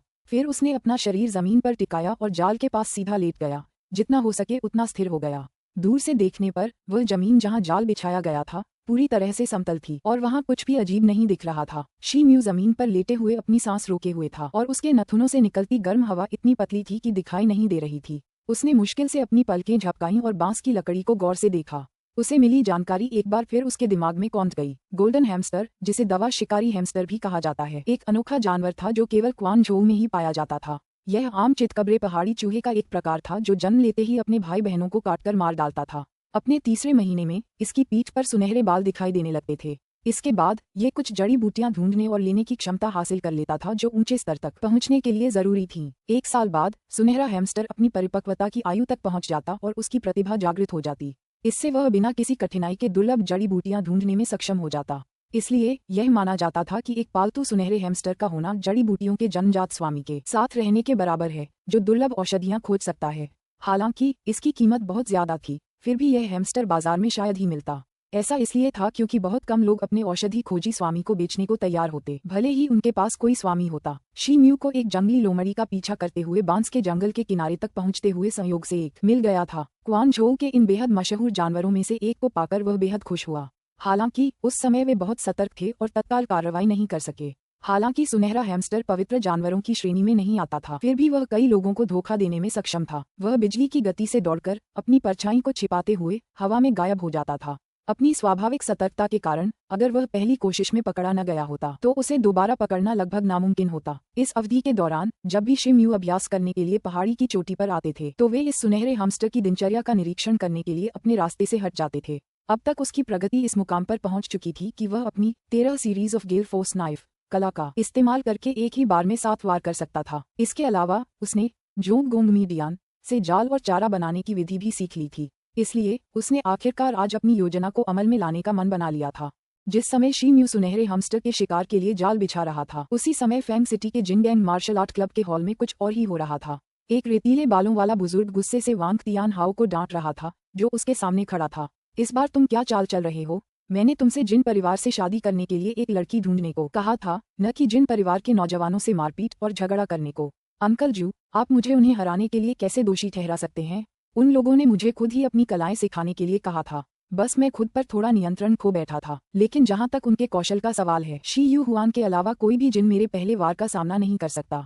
वे बेकार के आलसी लोगों का एक झुंड निकले जिन्होंने मेरा आधा दिन बर्बाद कर दिया। वांग तियानहाओ ने जम्हाई लेते हुए खुद को तान लिया, पूरी लापरवाही का भाव दिखाते हुए। साले, जिन परिवार क्वानझोउ में वांग परिवार का सहयोगी है, तुम्हें किसने कहा कि उनकी लड़कियों को देखने के बजाय उन पर हमला करो? अच्छा, अब मुझे खुद ही उनकी जागीर में जाकर उनके मुखिया से माफी मांगकर तुम्हारा सारा काम साफ करना होगा। अब से तुम्हें बस यहीं रहना है और अपने धधकते भाले का अभ्यास करना है। धधकते भाले की कला का अगला पड़ाव पूरा करने से पहले तुम्हें क्लब तक ही सीमित रखा जाएगा। एल्डर जू ने वांग तियानहाओ को आंखें फाड़े घूरते हुए आदेश दिया। उन्हें अपने भतीजे को संभालना थोड़ा मुश्किल लग रहा था। मुझे किसी भी तरह की पाबंदी की परवाह नहीं है। आखिरकार प्रतियोगिता का दिन बस आधा महीना दूर है, इसलिए मुझे बस अपनी ऊर्जा बचाने के लिए समय चाहिए। वांग तियानहाओ ने प्रसन्न और उत्साहित भाव से उत्तर दिया। जब तक तुम ध्यान नहीं दोगे, मुझे तुमसे कोई उम्मीद नहीं है। अंकल जू ने नाक भान सिकोड़ी। क्यों, क्या आप ये कहना चाहते हैं कि विभिन्न क्लबों में अन्य शक्तिशाली लोग भी हैं? वांग तियानहाओ ने बहुत प्रसन्नता से कहा, क्योंकि उसे अपने चाचा की फटकार में कुछ तीखापन महसूस हो रहा था। पागल हो, अगर मैंने तुम्हें बताने से मना कर दिया तो लगता है तुम्हारी नींद उड़ जाएगी, उसने कहा। उसे समझ नहीं आ रहा था कि अपने भतीजे के जवाब पर हंसे या रोए। हाँ, अंकल जू मुझे बहुत अच्छी तरह से जानते हैं, वांग तियानहाओ ने विनम्रता से कहा। उसका चेहरा अब आज्ञाकारी और मधुर था। जहाँ तक मुझे पता है, फेई होन क्लब ने इस बार एक प्रतिभाशाली व्यक्ति से मदद मांगी है ताकि वह हमेशा आखिरी स्थान पर रहने के अपने दुर्भाग्य से उबर सके। कहा जाता है कि हालांकि वह व्यक्ति कोई रक्त योद्धा नहीं है, फिर भी उसका शरीर जन्मजात ठोस मिट्टी का बना है। अंकल जू ने गंभीर भाव से उत्तर दिया। ठोस पृथ्वी का पिंड, जो अपनी रक्षा शक्ति के लिए भी जाना जाता है।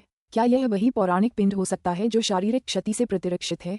वांग तियानहाओ ने आश्चर्य से पूछा। हाँ, जैसा कि आप जानते ही होंगे, इसे संभालना थोड़ा मुश्किल है। आपके मौजूदा कौशल को देखते हुए मुझे नहीं लगता कि आपका ब्लेजिंग स्पीयर उसकी सुरक्षा को भेद पाएगा, अंकल जू ने व्यंग्यात्मक लहजे में जवाब दिया। हो सकता है कि मैं किसी ठोस मिट्टी के शरीर की सुरक्षा को न तोड़ पाऊं, लेकिन मैं अपने शहर में एक मार्शल डिसिपल को जरूर जानता हूं जो जरूर ऐसा कर पाएगा।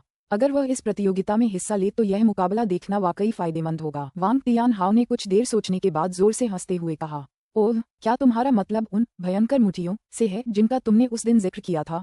अंकल जू की आंखें अब उत्साह से चमक रही थीं। बिल्कुल, मैंने उसकी कुशलता अपनी आंखों से देखी है। उसकी ताकत कम से कम 500 किलो होगी, वरना वह अपने नंगे हाथों से लोहे के भाले को तोड़ ही नहीं सकता। वांग तियानहाओ ने बिना किसी हिचकिचाहट के जवाब दिया। ठीक है, आपने जो बताया है उसके अनुसार तो ये सच ही लगता है। ये फियर्स फिस्ट्स कुछ हद तक ठोस पृथ्वी शरीर का सामना कर सकते हैं, लेकिन यह अफसोस की बात है कि प्रतियोगियों को 18 साल से कम उम्र के मार्शल शिष्य होने पड़ते हैं। अगर फियर्स फिस्ट्स पहले से ही एक छोटे गिरोह का नेता है तो उसकी उम्र 18 साल से ज्यादा होनी चाहिए। अंकल जू ने अपने तर्क पर पूरी तरह यकीन करते हुए कहा।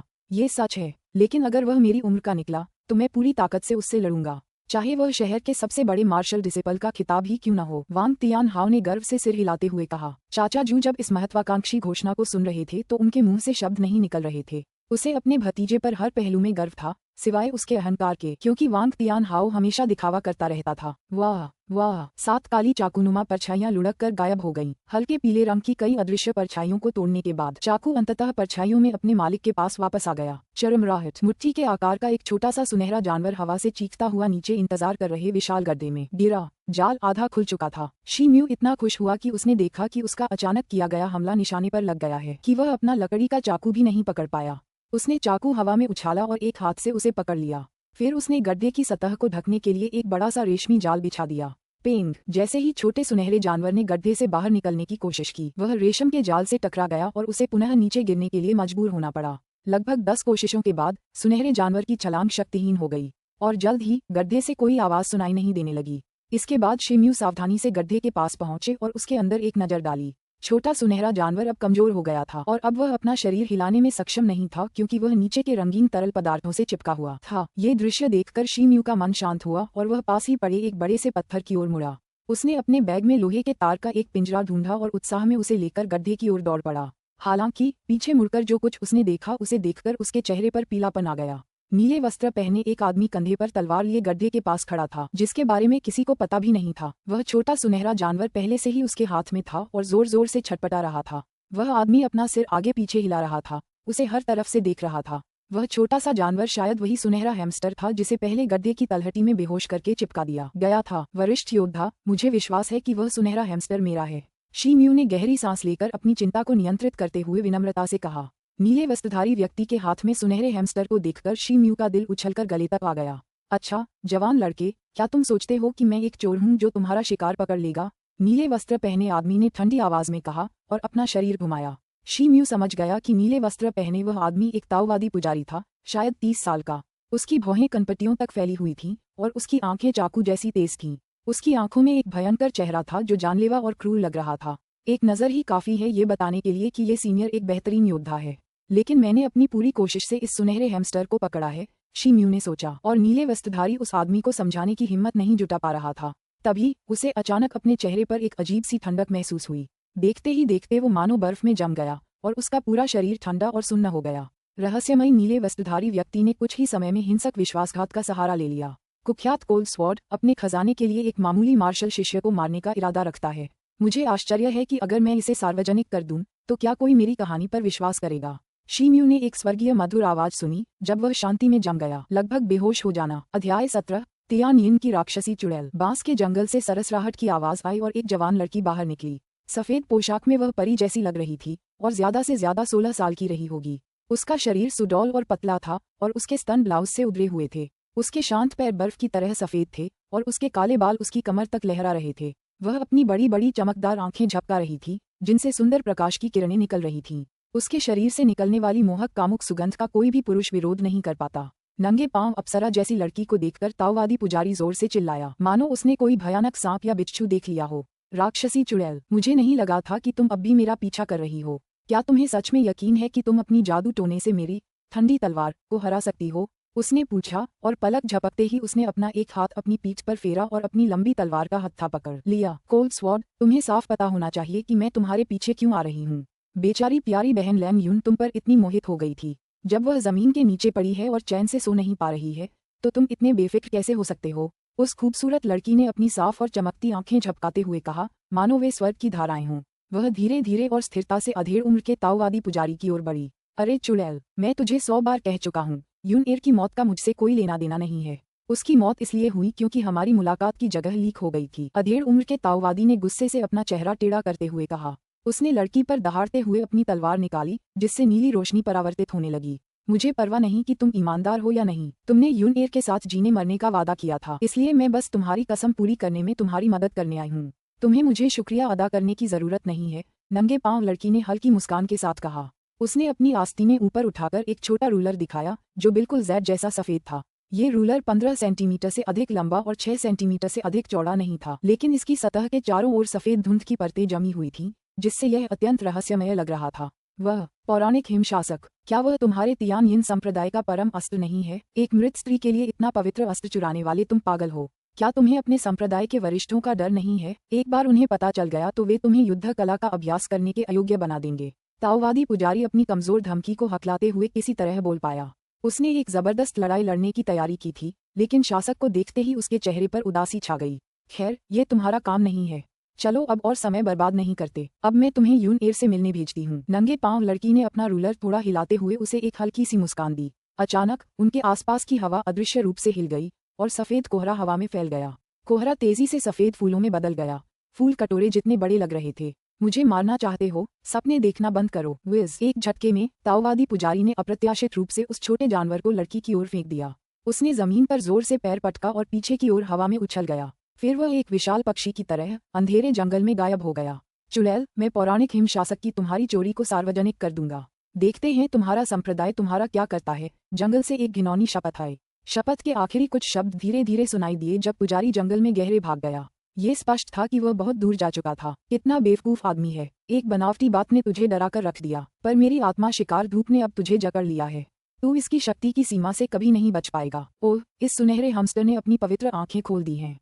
नंगे पांव लड़की बोली। उसने अपनी पतली उंगलियां उठाकर सुनहरे हैमस्टर को आसानी से पकड़ लिया था और दाववादी पुजारी का और मजाक उड़ाने ही वाली थी कि उसकी आंखें आश्चर्य से चमक उठीं। उसने अपना सिर नीचे किया और अपने हाथ में पकड़े छोटे से जानवर को एक पल के लिए देखा। तभी कुछ अप्रत्याशित हुआ। अच्छा, मैं सोच रही थी कि कोल्ड स्वॉर्ड बिना किसी हिचकिचाहट के एक सुनहरे हैमस्टर को क्यों पकड़ लेगी। ये पवित्र पुतलियों वाला एक हैमस्टर है जो जल्द ही एक पवित्र जानवर बन जाएगा। नंगे पांव लड़की ने अपना जेड रूलर निकालते हुए कहा। उसने सुनहरे जानवर को प्यार से अपनी छाती से लगा लिया और उसे प्यार से सहलाया। सुनहरे जानवर जैसे चूहे की छोटी हरी आंखें पूरे समय कांपती रहीं, लेकिन 10 पतली उंगलियों से सहलाए जाने के कारण उसने अपना शरीर हिलाने की हिम्मत नहीं की। ओह हाँ, एक और छोटा लड़का है। कुछ देर तक सुनहरे हमस्टर पर ध्यान देने के बाद नंगे पैर लड़की ने अचानक शी म्यू को पास में खड़ा पाया। उसका शरीर बर्फ की तरह निश्चल था और सफेद बर्फ की एक पतली परत से ढका हुआ था। वह बस अपनी आंखें हिला पा रहा था, जिनसे वह नंगे पांव लड़की को घूर रहा था। वह खिलखिलाकर हंसी और धीमी गति से शी म्यू के पास चली गई। शी म्यू ने अपनी आंखें धीरे धीरे और कठिनाई से घुमाई, बिना नजरें हटाए लड़की की गतिविधियों का अनुसरण किया। वाह, ये तो मजेदार है। नंगे पांव लड़की मुस्कुराई, उसके चेहरे पर थोड़ी दिलचस्पी दिखाई दी। अचानक उसने जानबूझकर अपना शरीर बाएं से दाएं हिलाना शुरू कर दिया। हालांकि वह अपना शरीर हिला नहीं पा रहा था, फिर भी शी म्यू की आंखें लड़की की हरकतों पर नजर रखने के लिए दाएं बाएं घूमने लगीं। यह वाकई एक मजेदार नजारा था। हाँ, ये तो बहुत मजेदार है। नंगे पांव लड़की शी म्यू के सामने रुकते हुए विनम्रता से हंसी। छोटा जानवर उसकी छाती से लगा हुआ था और वह अपनी पीठ ऐसे उचका रही थी मानो हंसी से उसका पेट दर्द कर रहा हो। लड़की देर तक हंसती रही, फिर अपनी पीठ सीधी की, फिर उसने अपनी आस्तीनें ऊपर उठाईं और सफेद धुंध का एक गुब्बार निकला और तेजी से शी म्यू के शरीर में समा गया।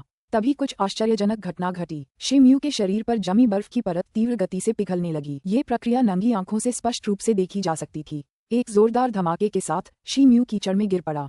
टक्कर इतनी जोरदार थी कि वह अपनी पीठ भी नहीं उठा पाया और बस अपना सिर ही थोड़ा सा ऊपर उठा पाया। तभी उसे कमल के प्रकंद जैसे पतले पैरों का एक जोड़ा दिखाई दिया। 10 पैर के नाखून चटक लाल रंग से रंगे हुए थे, ताजी पंखुड़ियों की तरह मोहक। सुंदर पतले पैरों के मालिक ने इत्मीनान से पूछा। शी म्यू इस सवाल पर बुरी तरह शर्मा गया, उसका पूरा चेहरा लाल हो गया। उसके अंदर अचानक एक अजीब सी ताकत पैदा होने लगी, जिससे वह धीरे धीरे जमीन से ऊपर उठने लगा। फिर उसने उस बेहद खूबसूरत चेहरे को गौर से देखा, जो उसकी कल्पना से भी ज्यादा अजीब लग रहा था। अच्छा छोटे बच्चे, पता है, अगर तुम अभी से 2-3 साल बड़े होते और मुझे इस तरह देखते तो मैं फौरन तुम्हारी आंखें निकाल लेती। नंगे पांव लड़की ने अपनी खूबसूरत आंखें घुमाते हुए कहा। उसकी छाती पर बैठे छोटे जानवर ने एक भयानक चीख मारी। तुम्हारा नाम क्या है? शी म्यू ने आखिरकार पूछने के लिए मुंह खोला। हालांकि उसकी आवाज थोड़ी भारी थी, लेकिन लड़की ये देखकर हैरान रह गई कि उसकी आवाज काफी शांत थी। क्या तुम सच में सोचते हो कि मैं तुम्हें बताऊंगी? लड़की ने एक क्षण के आश्चर्य के बाद मुस्कुराते हुए उत्तर दिया। मैं तुम्हारे परिवार के पास जाकर तुम्हें प्रपोज तभी कर सकता हूँ जब मुझे तुम्हारा नाम पता चल जाए। शी म्यू ने लड़की पर नजरें गड़ाते हुए कहा। उसके चेहरे पर थोड़ा जोश साफ झलक रहा था। क्या? फिर से वही कहो, मैंने तुम्हें ठीक से सुना नहीं। नंगे पांव लड़की ने आश्चर्य से पूछा और उसकी आंखें खुली की खुली रह गईं। उसने मान लिया कि उसने गलत सुना है। मैं तुम्हें अपनी पत्नी बनाना चाहता हूँ। मैं तुम्हें अपनी पत्नी बनाऊंगा। शी म्यू ने बिना किसी हिचकिचाहट के दृढ़ भाव से उत्तर दिया। क्या बकवास है? क्या तुम्हें पता भी है कि मैं कौन हूँ या मेरी उम्र कितनी है? तुम ऐसा कहने की हिम्मत कैसे कर सकते हो? नंगे पांव लड़की ने पूछा। हालांकि वह हमेशा से ही क्रूर और निर्दयी रही थी, लेकिन एक चतुर और गहरी सोच वाली युवक की बातों ने उसे चौंका दिया था। क्या तुम्हारी सगाई हो चुकी है? या तुम 40 या 50 के आसपास हो? शी म्यू ने भौहें सिकोड़ते हुए पूछा। बिल्कुल नहीं, और मैं तो बस 20 साल की हूँ। रुको, मैं तुम्हें ये क्यों बताऊं? तुम? नंगे पांव लड़की ने पहले तो अनजाने में जवाब दिया, फिर अपनी लापरवाही पर गुस्सा और शर्मिंदगी महसूस की। 20 साल की उम्र में हो और अभी तक किसी से सगाई नहीं हुई। ये तो बिल्कुल सही है। मुझे परवाह नहीं कि तुम कैसी हो, क्योंकि मुझे तुमसे पहली नजर में ही प्यार हो गया था। मैं तुम्हें जरूर अपनी पत्नी बनाऊंगा, शी म्यू ने गंभीरता से कहा, क्योंकि उसके जवाब ने उसे सहज कर दिया। हाँ, तुम्हें लगता है कि तुम सिर्फ इसलिए मुझसे शादी कर सकती हो क्योंकि तुम मुझे पसंद करती हो। अगर कोई हो तियान योद्धा भी मुझसे शादी के लिए कहता तो भी मैं राजी नहीं होती। तुम्हारे जैसे मामूली मार्शल शिष्य की तो बात ही छोड़ो। खैर, मैं तुमसे बात करके अपना समय बर्बाद कर रही हूँ। सच कहूँ तो मुझे किसी भी मर्द की मीठी बातों पर यकीन नहीं होता। मैंने जिंदगी में किसी से शादी न करने का फैसला कर लिया है। लड़की ने आखिरकार कुछ हद तक अपनी तरह व्यवहार करते हुए कहा। फिर वह शी म्यू की भावुक नजरों से बचते हुए खिलखिला उठी। मेरी माँ मुझसे कहती थी कि अगर मुझे कभी कोई लड़की मिले जो मुझे सचमुच पसंद आए तो मुझे उसे जल्द से जल्द बताना चाहिए। इस तरह मैं एक बेहतरीन शादी से वंचित नहीं रहूंगा। मैं, शी म्यू, पूरी गंभीरता से शपथ लेता हूँ कि मैं अपने जीवन काल में इस लड़की से मेरे सामने ही विवाह करूंगा। अगर मैं कभी अपनी बात से मुकर गया तो मुझे 10,000 बाणों से छेदा जाएगा और कुल्हाड़ियों से काटकर मार डाला जाएगा। शी म्यू ने कहा। उसकी पलकें झपकती ही नहीं थीं और उसके हाथ ऊपर उठे हुए थे। घातक शपथ ली जा चुकी थी। जैसे ही शी म्यू ने अपने आखिरी शब्द कहे, अचानक आसमान से बिजली कड़की। किसी को समझ नहीं आया कि यह संयोग था या नहीं। नंगे पांव लड़की ने अपने लाल होंठ थोड़े से खोले, पर एक शब्द भी नहीं बोल पाए। उसने अपनी खूबसूरत आंखों से शी म्यू को देखा। काफी देर बाद वह जोर से हंस पड़ी। ये तो बहुत मजेदार है। मैं, तियान यिन संप्रदाय की राक्षसी चुड़ैल को आखिरकार एक दिन प्रपोज कर ही दिया गया, वो भी एक किशोर लड़के ने। वाह, मैं तुम्हें ये नहीं कहने दूंगी कि मैंने तुम्हें मौका नहीं दिया। अगर तुम 30 साल की उम्र से पहले हो तियान योद्धा बन जाओ तो तियान यिन संप्रदाय में वानलोंग पर्वत पर मेरे लिए आना। तभी मैं तुम्हें अपना असली नाम बताऊंगी, और ये लो, ये पवित्र जानवर के लिए तुम्हारा भुगतान है। लड़की ने अपनी हंसी रोकते हुए कहा। उसने अपनी पीठ सीधी की और शीम्यू पर एक बोतल फेंकी, फिर अपनी आस्तीन से किसी चीज को ढक लिया। पू, एक आवाज सुनाई दी। अचानक उनके चारों ओर तेज हवा चलने लगी और सफेद बादल छा गए। लड़की को 30 मीटर से ज्यादा की ऊंचाई तक उठाने के लिए उभरी। वह दूर आकाश में तैर गई और शीम्यू को बस एक धीमी और मधुर आखिरी चेतावनी के साथ छोड़ गई। मैं तुम्हें एक और बात बताऊं। उस समय वह पवित्र जानवर बेहोशी का नाटक कर रहा था। अगर भागने से पहले उसे कोल्ड स्वॉर्ड ने न पकड़ा होता तो तुम सचमुच खाली हाथ लौट सकते थे। बोतल फेंकने से लेकर जानवर के साथ उड़ जाने तक बस एक ही पल बीता था। वह इतनी जल्दी चली गई कि ऐसा लग रहा था जैसे वह किसी चीज से भाग रही हो। वह सचमुच उड़ गई। तियान यिन की दानव चुड़ैल, शीम्यू ने मन ही मन बुदबुदाया। वह स्तब्ध खड़ा था और उसके पास शब्द नहीं थे। वह उस दिशा में देखता रहा जहां लड़की गायब हो गई थी और बहुत देर तक दूर तक देखता रहा। काफी देर बाद आखिरकार उसे होश आया। बोतल और पहले बनाए गए जाल पर नजर डालते हुए वह मन ही मन मुस्कुराया। मुर्गी चुराने की कोशिश करो, चावल ही हाथ से निकल जाएगा। कहावत तो यही है ना? सैकड़ों चांदी और जानवर, सब कुछ चला गया, उसने कहा। हालांकि वह बोतल में रखी सामग्री के बारे में जानने के लिए उत्सुक हो गया। आखिरकार उसके जैसी रहस्यमयी लड़की उसे कोई साधारण चीज तो दे नहीं सकती थी। शीम्यू ने बोतल खोलने से पहले बस एक पल सोचा। उसे अब अपनी चीज समझ रहा था। एक गोलाकार सफेद रंग की गोली बाहर निकली, घूमती हुई। वह उसके अंगूठे जितनी बड़ी थी और उसकी सतह पर एक चांदी जैसी रोशनी हल्की सी चमक रही थी। एक क्यूई लिंग गोली। शीम्यू ने गोली के स्वरूप का अध्ययन करने के बाद अनायास ही चिल्लाया। अध्याय 18, अगले स्तर पर चढ़ना। ये बिल्कुल वही क्यूई लिंग गोली थी जिसे उसने मार्शल आर्ट चित्रों के संग्रह में अनगिनत बार देखा था। फिर भी उसे अपनी आंखों पर यकीन नहीं हुआ और वह उसे देखता ही रह गया। उसने गोली को ध्यान से देखा और फिर उसे सूंघा, जिससे उसकी नाक में तुरंत एक तीखी गंध घुस गई। ये वास्तव में एक क्यूई लिंग गोली थी। कहा जाता है कि एक गोली की बाजार में कीमत 10,000 लियांग चांदी जितनी थी। हालांकि किसी ने काले बाजार में उस गोली के लिए 30,000 लियांग देने की पेशकश की थी, लेकिन उसे खरीदने का कोई स्रोत नहीं मिला। इससे वास्तव में नंगे पांव चलने वाली लड़की की उदारता सिद्ध हुई। स्वाभाविक रूप से अप्रत्याशित भाग्य से अति प्रसन्न होकर शीम्यू उस लड़की की पहचान जानने के लिए और भी उत्सुक हो गया। अब उसे समझ आ रहा था कि उससे शादी करने की उसकी शपथ उस लड़की को उन्मादपूर्ण लग रही होगी, जैसे कोई आलसी मेढक हंस का मांस खाने की इच्छा रखता हो। 30 वर्ष की आयु से पहले होउ तियान योद्धा के स्तर तक पहुंचने की शर्त उनके दिमाग पर भारी पड़ रही थी, क्योंकि यह एक रोमांचक उपलब्धि साबित होगी। वह जानता था कि 30 वर्ष की आयु से पहले उसके लिए होउ तियान योद्धा बनना लगभग असंभव होगा। हालांकि उस लड़की ने उसे जीवन में पहली बार जोश से भर दिया था। इसके अलावा उसकी अटल इच्छाशक्ति उसे इस कठिन चुनौती से कभी पीछे नहीं हटने देगी। इसलिए ऐसा प्रतीत हुआ कि वह अनावश्यक विचारों को त्याग कर केवल छोटे छोटे कदमों से ही आगे बढ़ सकते थे। उनका वर्तमान लक्ष्य होउ तियान योद्धा के स्तर तक पहुंचने से पहले क्यूई संवेदन प्राप्त करना था। शिम्यू ने एक गहरी सांस ली और आखिरकार अपने मन से परेशान करने वाले विचारों को बाहर निकाला। फिर उसने अपना ध्यान अपने हाथ में रखी गोली पर केंद्रित किया। आंटी जेन द्वारा दिए गए अन्य क्यूई लिंग गोली के साथ मिलकर इस गोली ने उसमें क्यूई संवेदन प्राप्त करने में सक्षम होने का काफी आत्मविश्वास पैदा किया। कई दिनों बाद फैंग लियू क्लब के पिछवाड़े के बंद कमरे में मूसलाधार बारिश की तरह हड़ताली आवाजें गूंजने लगीं। मार्शल आर्ट स्क्वाट करते हुए शीम्यू का ऊपरी शरीर नंगा था और ली कैंग हाई हाथ में एक छड़ी लेकर उस पर वार कर रहा था। हालांकि इस बार उसकी त्वचा पहले की तरह लाल या सूजी हुई नहीं थी, बल्कि उसकी त्वचा कुछ ज्यादा ही पीली दिख रही थी। उसके शरीर पर हर वार से एक अजीब सी भिनभिनाहट जैसी आवाज आ रही थी, मानो छड़ी किसी इंसानी शरीर पर नहीं बल्कि लकड़ी पर लगी हो। शीम्यू के शरीर पर अनगिनत बार वार हुए थे, लेकिन आश्चर्यजनक रूप से उसका चेहरा दर्द से विकृत नहीं था, बल्कि उसके चेहरे पर एक अदम्य उत्साह झलक रहा था। उसका मुंह खुला हुआ था और वह अपनी धीमी चीखों से वारों का जवाब दे रहा था। ली कैंग हाई ने भी अपनी जैकेट उतार दी थी। वह सिर्फ एक छोटी बाजू की कमीज पहने खड़ा था, जिससे उसके पूरे शरीर की सख्त मांसपेशियां साफ दिखाई दे रही थीं। उसके शरीर से पसीना टपक रहा था और वह लगातार अपनी छड़ी हिला रहा था, लेकिन खुद को पोंछने के लिए एक पल के लिए भी नहीं रुका।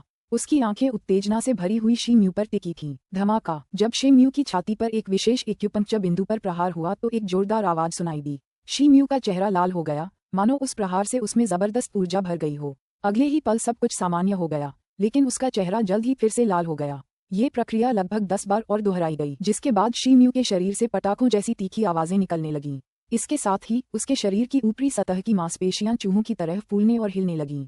हाँ, बस मैंने कभी नहीं सोचा था कि कोई सचमुच बॉडी टेम्परिंग में 11वें स्तर तक पहुंचने के लिए आधे साल की यातना सह सकता है। ली कैंग हाई ये दृश्य देखकर जोर से हंस पड़ा और अपनी छड़ी फेंक दी। इसका श्रेय प्रशिक्षक ली के कठिन प्रशिक्षण को जाता है। शीम्यू ने अपनी उपलब्धि पर खुशी से गहरी सांस लेते हुए उत्तर दिया। उसके शरीर से आने वाली चटकने की आवाजें अचानक बंद हो गईं और उसकी मांसपेशियां भी तुरंत अपनी सामान्य अवस्था में आ गईं। वह अंततः बॉडी टेम्परिंग में 11वें स्तर पर पहुंच गया था। मुझे शुक्रिया मत कहो, मैं तो बस वही कर रहा हूं जिसके लिए तुमने मुझे पैसे दिए हैं।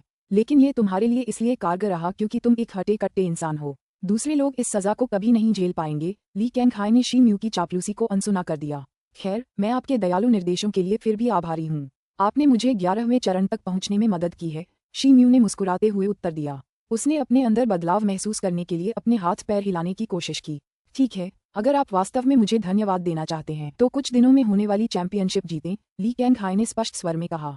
हाँ, यह आसान होना चाहिए। मैं अपना सर्वश्रेष्ठ दूंगा, शी म्यू ने आत्मविश्वास से मुस्कुराते हुए कहा। 7 दिन बाद तियान लू क्लब के द्वार पर फैंग सिटी का सबसे बड़ा क्लब तारानकन क्लब का नेता फैंग लेंग चान था और उसकी कद काठी काले भालू जैसी थी। वह अपने क्लब के एक प्रशिक्षक के साथ खुशी खुशी अपने मेहमानों का स्वागत कर रहा था। मेहमानों में ली कांगहाई और फैंग लियू के कुछ अन्य सदस्य भी थे। शी म्यू और 2 अन्य मार्शल शिष्य ली कैंगहाई और लाल चेहरे वाले एक भारी भरकम व्यक्ति का बारीकी से पीछा कर रहे थे। हाँ, बड़े भाई ली और भाई मिन, आप कुछ ही महीनों में ज्यादा ऊर्जावान हो गए हैं। अच्छा, ऐसा लगता है कि लीडर फैंग भी बहुत कम समय में अधिक मजबूत हो गए हैं।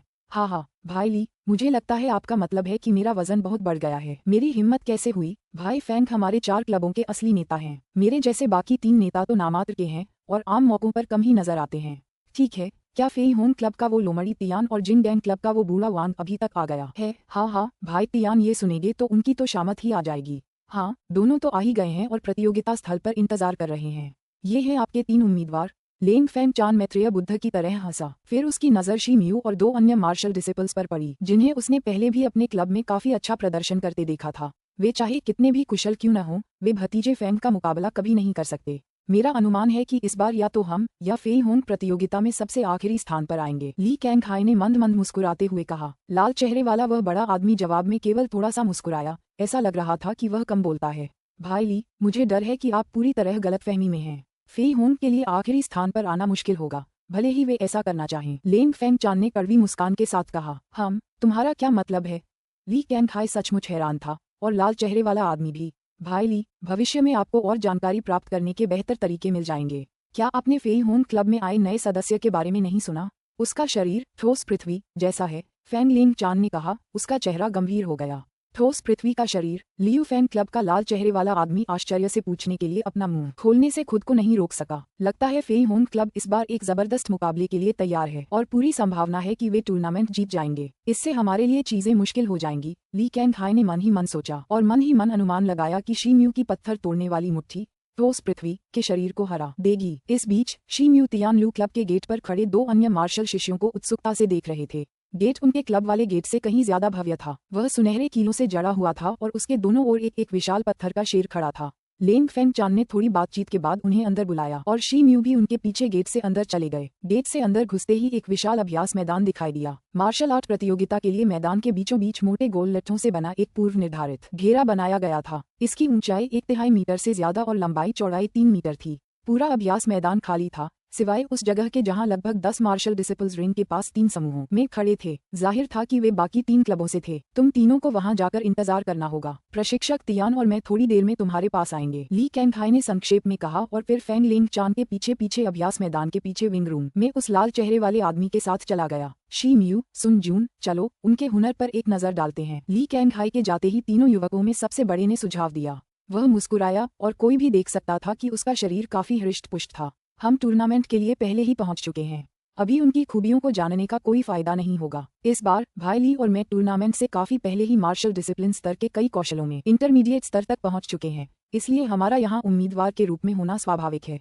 लेकिन तुम तो नए आए हो, भले ही तुम बॉडी टेम्परिंग में 10वें स्तर तक पहुंच गए हो, फिर भी मैंने तुम्हें हमारे क्लब में अपने कौशल का प्रदर्शन करते नहीं देखा।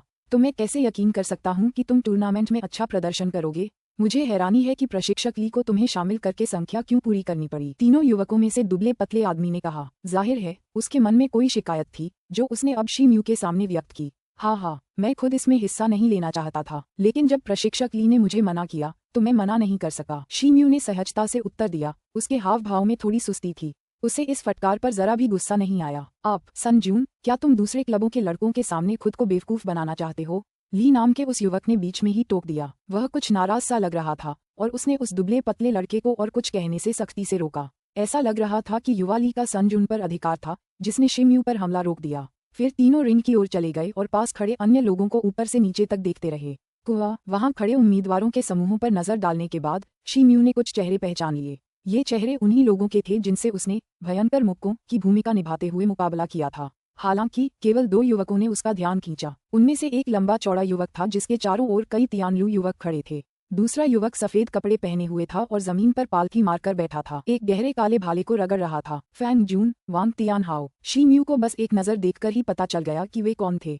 पहले वाले ने अविश्वसनीय सहनशक्ति के साथ अपने पहले 3 वार झेले थे, जबकि दूसरे ने अपने अद्भुत भाले के कौशल का प्रदर्शन करने के बाद लड़ाई छोड़ दी थी।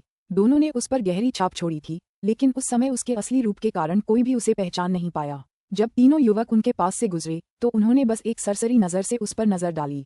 फेई होंग क्लब की वर्दी पहने एक युवक, जिसके चेहरे पर दाग थे, तीनों युवकों का स्वागत करने आया। ली युनफेंग, तो तुम लियू फेंग साथी आखिरकार आ ही गए। तो लगता है टूर्नामेंट शुरू होने में ज्यादा देर नहीं लगेगी। मैं तुम्हारे पाइथन बोन्स फिस्ट से फिर से मुकाबला करने के लिए बेताब हूँ। हाँ, गू जोंग, अगर तुम प्रतियोगिता में मेरे प्रतिद्वंदी हो तो मैं पूरी ताकत से लड़ूंगा। लेकिन मैंने अभी कुछ प्रशिक्षकों से सुना है कि तुम्हारे पास एक नया शिष्य है जो दावा कर रहा है कि उसके पास ठोस पृथ्वी का शरीर है। क्या ये सच है? युवा ली ने संक्षेप में पूछा। उसकी नजर अनायास ही बाकी 2 फेई होंग मार्शल शिष्यों पर पड़ गई। उनमें से एक गू जोंग जितना ही बूढ़ा लग रहा था और उसका चेहरा फूला हुआ था, जबकि दूसरा 14 या 15 साल का लग रहा था। दूसरा दुबला पतला और कमजोर लग रहा था और उसकी त्वचा का रंग गहरा था। उसके कान बाहर निकले हुए थे और उसकी ठुड्डी बंदर जैसी थी। वह बिल्कुल साधारण लग रहा था। हाँ, ये छोटा भाई जिया है। चूंकि आप इससे पिछले टूर्नामेंट में मिले थे, इसलिए इसका परिचय देने की कोई जरूरत नहीं है। ये छोटा भाई टाई डोंग है और यह 1 महीने पहले ही हमारे साथ जुड़ा है। गू जोंग एक पल के लिए सवाल सुनकर रुका, फिर मुस्कुराते हुए अपना परिचय देना जारी रखा। भाई ली, फूले हुए चेहरे वाले युवक ने मुठियां भींचकर उनका अभिवादन किया। हालांकि टाई डोंग नाम के लड़के ने बस आंखें घुमाईं और उनकी ओर से बिल्कुल बेपरवाही का नाटक किया। टाई डोंग के व्यवहार से ली युनफेंग के चेहरे पर थोड़ी शर्मिंदगी दिखाई दी। भाई ली, छोटे भाई टाई का आपको नाराज करने का कोई इरादा नहीं था। वह एक अलग थलग द्वीप पर पला बड़ा है और इसलिए काफी चुप रहने वाला लड़का है।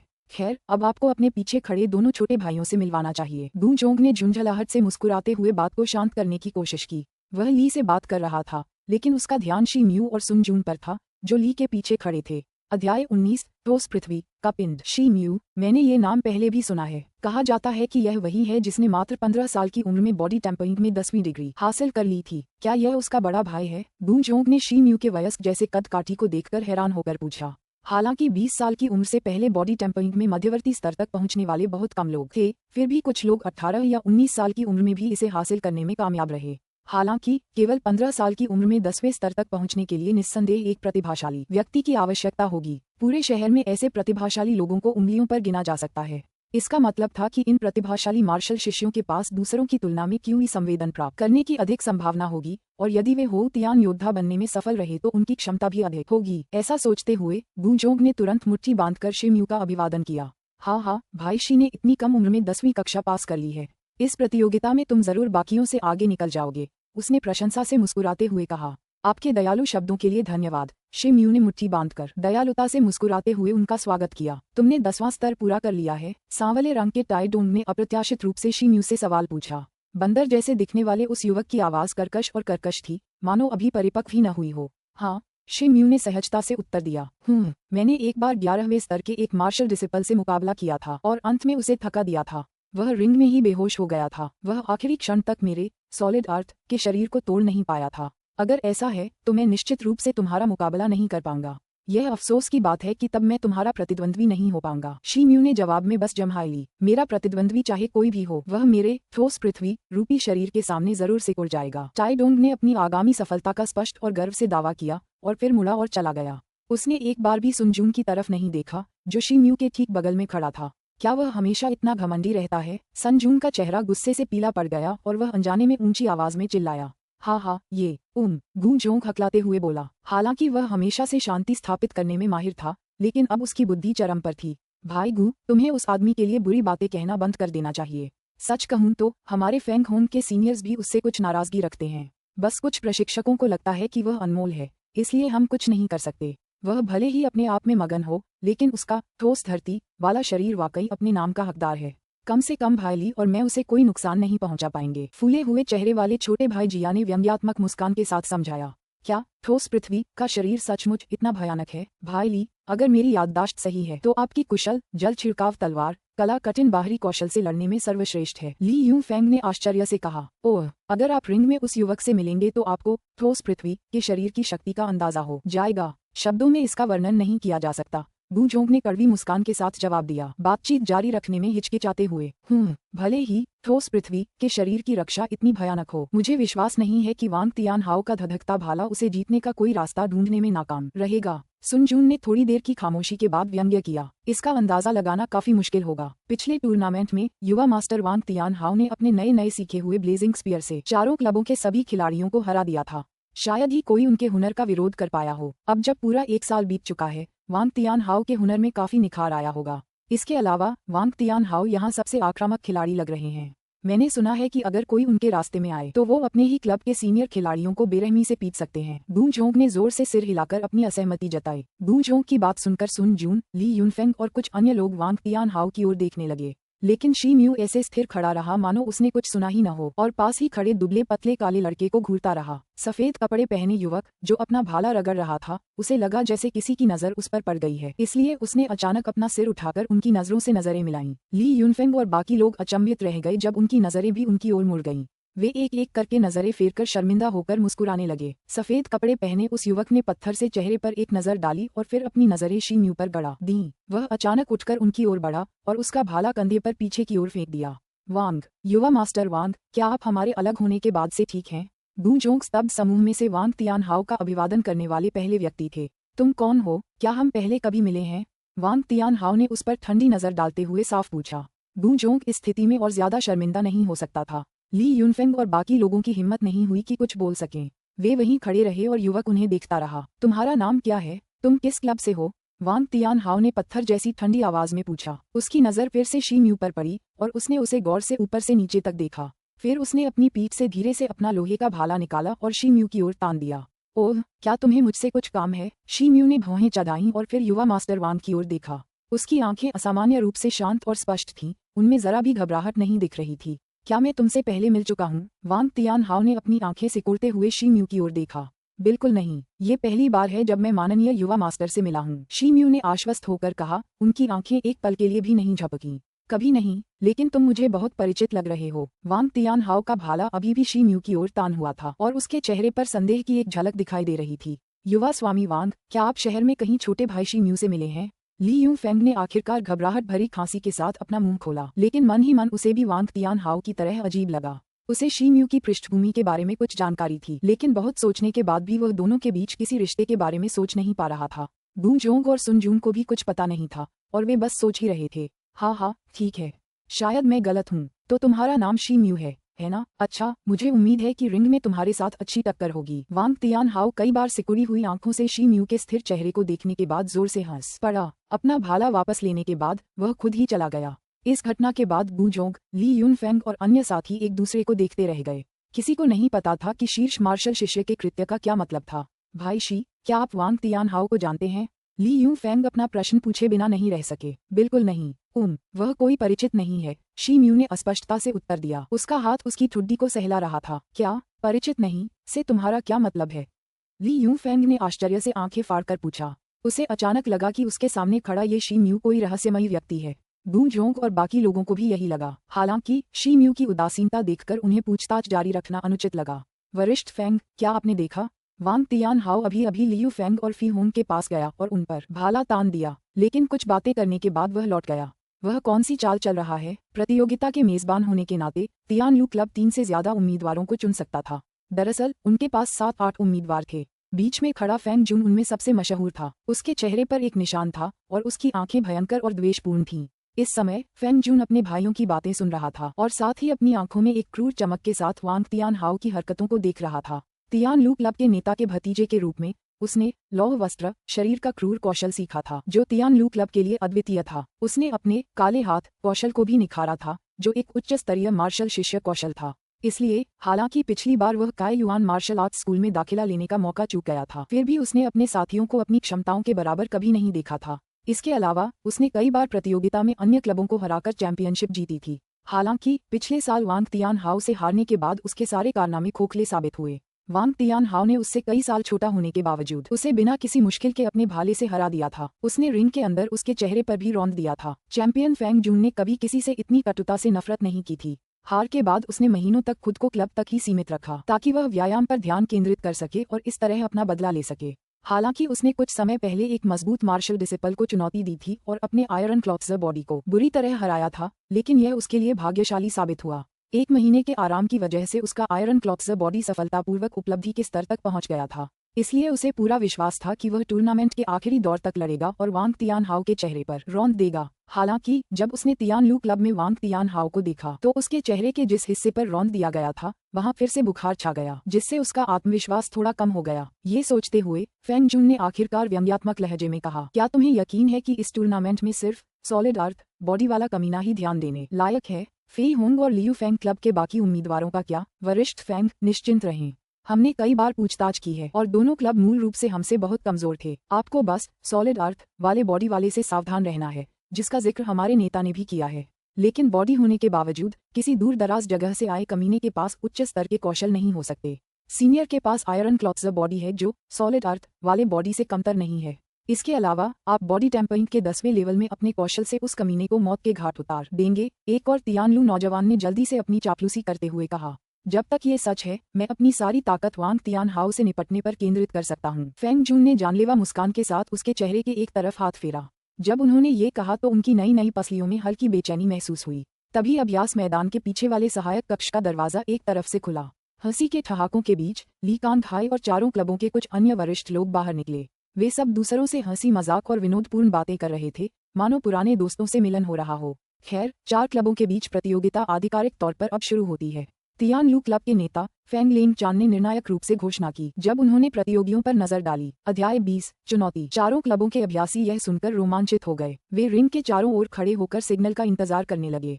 ली कैंग हाई और अन्य प्रशिक्षक रिंग में पहुंचे। उनमें 2 अजनबी भी थे, जिनमें से एक तलवार और कवच लिए हुए था और उसके चेहरे पर एक हल्की सी मुस्कान थी। दूसरी एक आकर्षक महिला थी जो लगभग 30 साल की रही होगी। अपनी सुंदरता के बावजूद उसके चारों ओर एक शीतल आभा थी।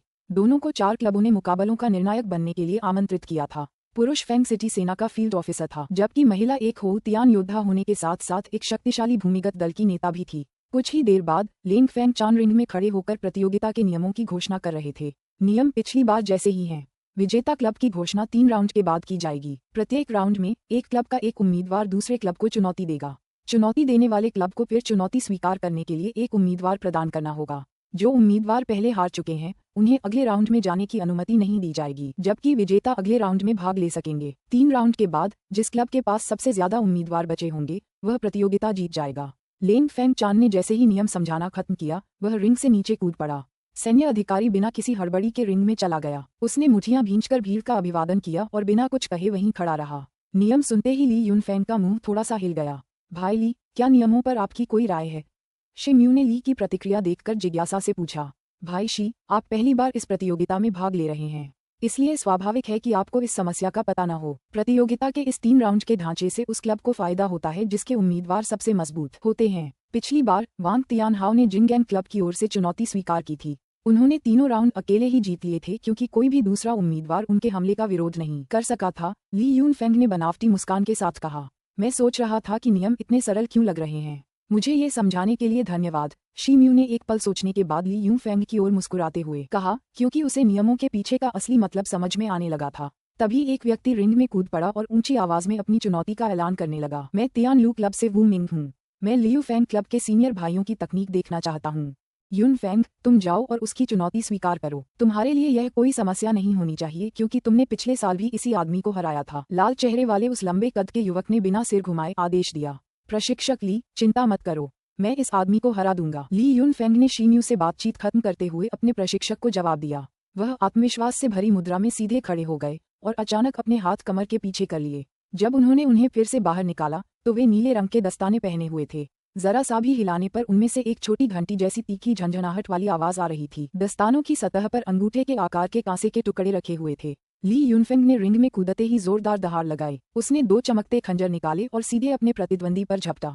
दोनों रिंग के बीच में मिले। ली यूनफेंग की हरकतें सांप जैसी थीं और वह अपने प्रतिद्वंद्वी पर अलग अलग कोनों से मुक्कों से वार कर रहा था। वूमिंग नाम का वह युवक अपने दो नाजुक दिखने वाले खंजरों से लगातार अपने प्रतिद्वंद्वी पर वार कर रहा था, जिससे ली यूनफेंग का उस तक पहुंचना मुश्किल हो रहा था। समय समय पर उनकी मुठ्ठियां आपस में रगड़ खाकर चिंगारियां निकाल रही थीं।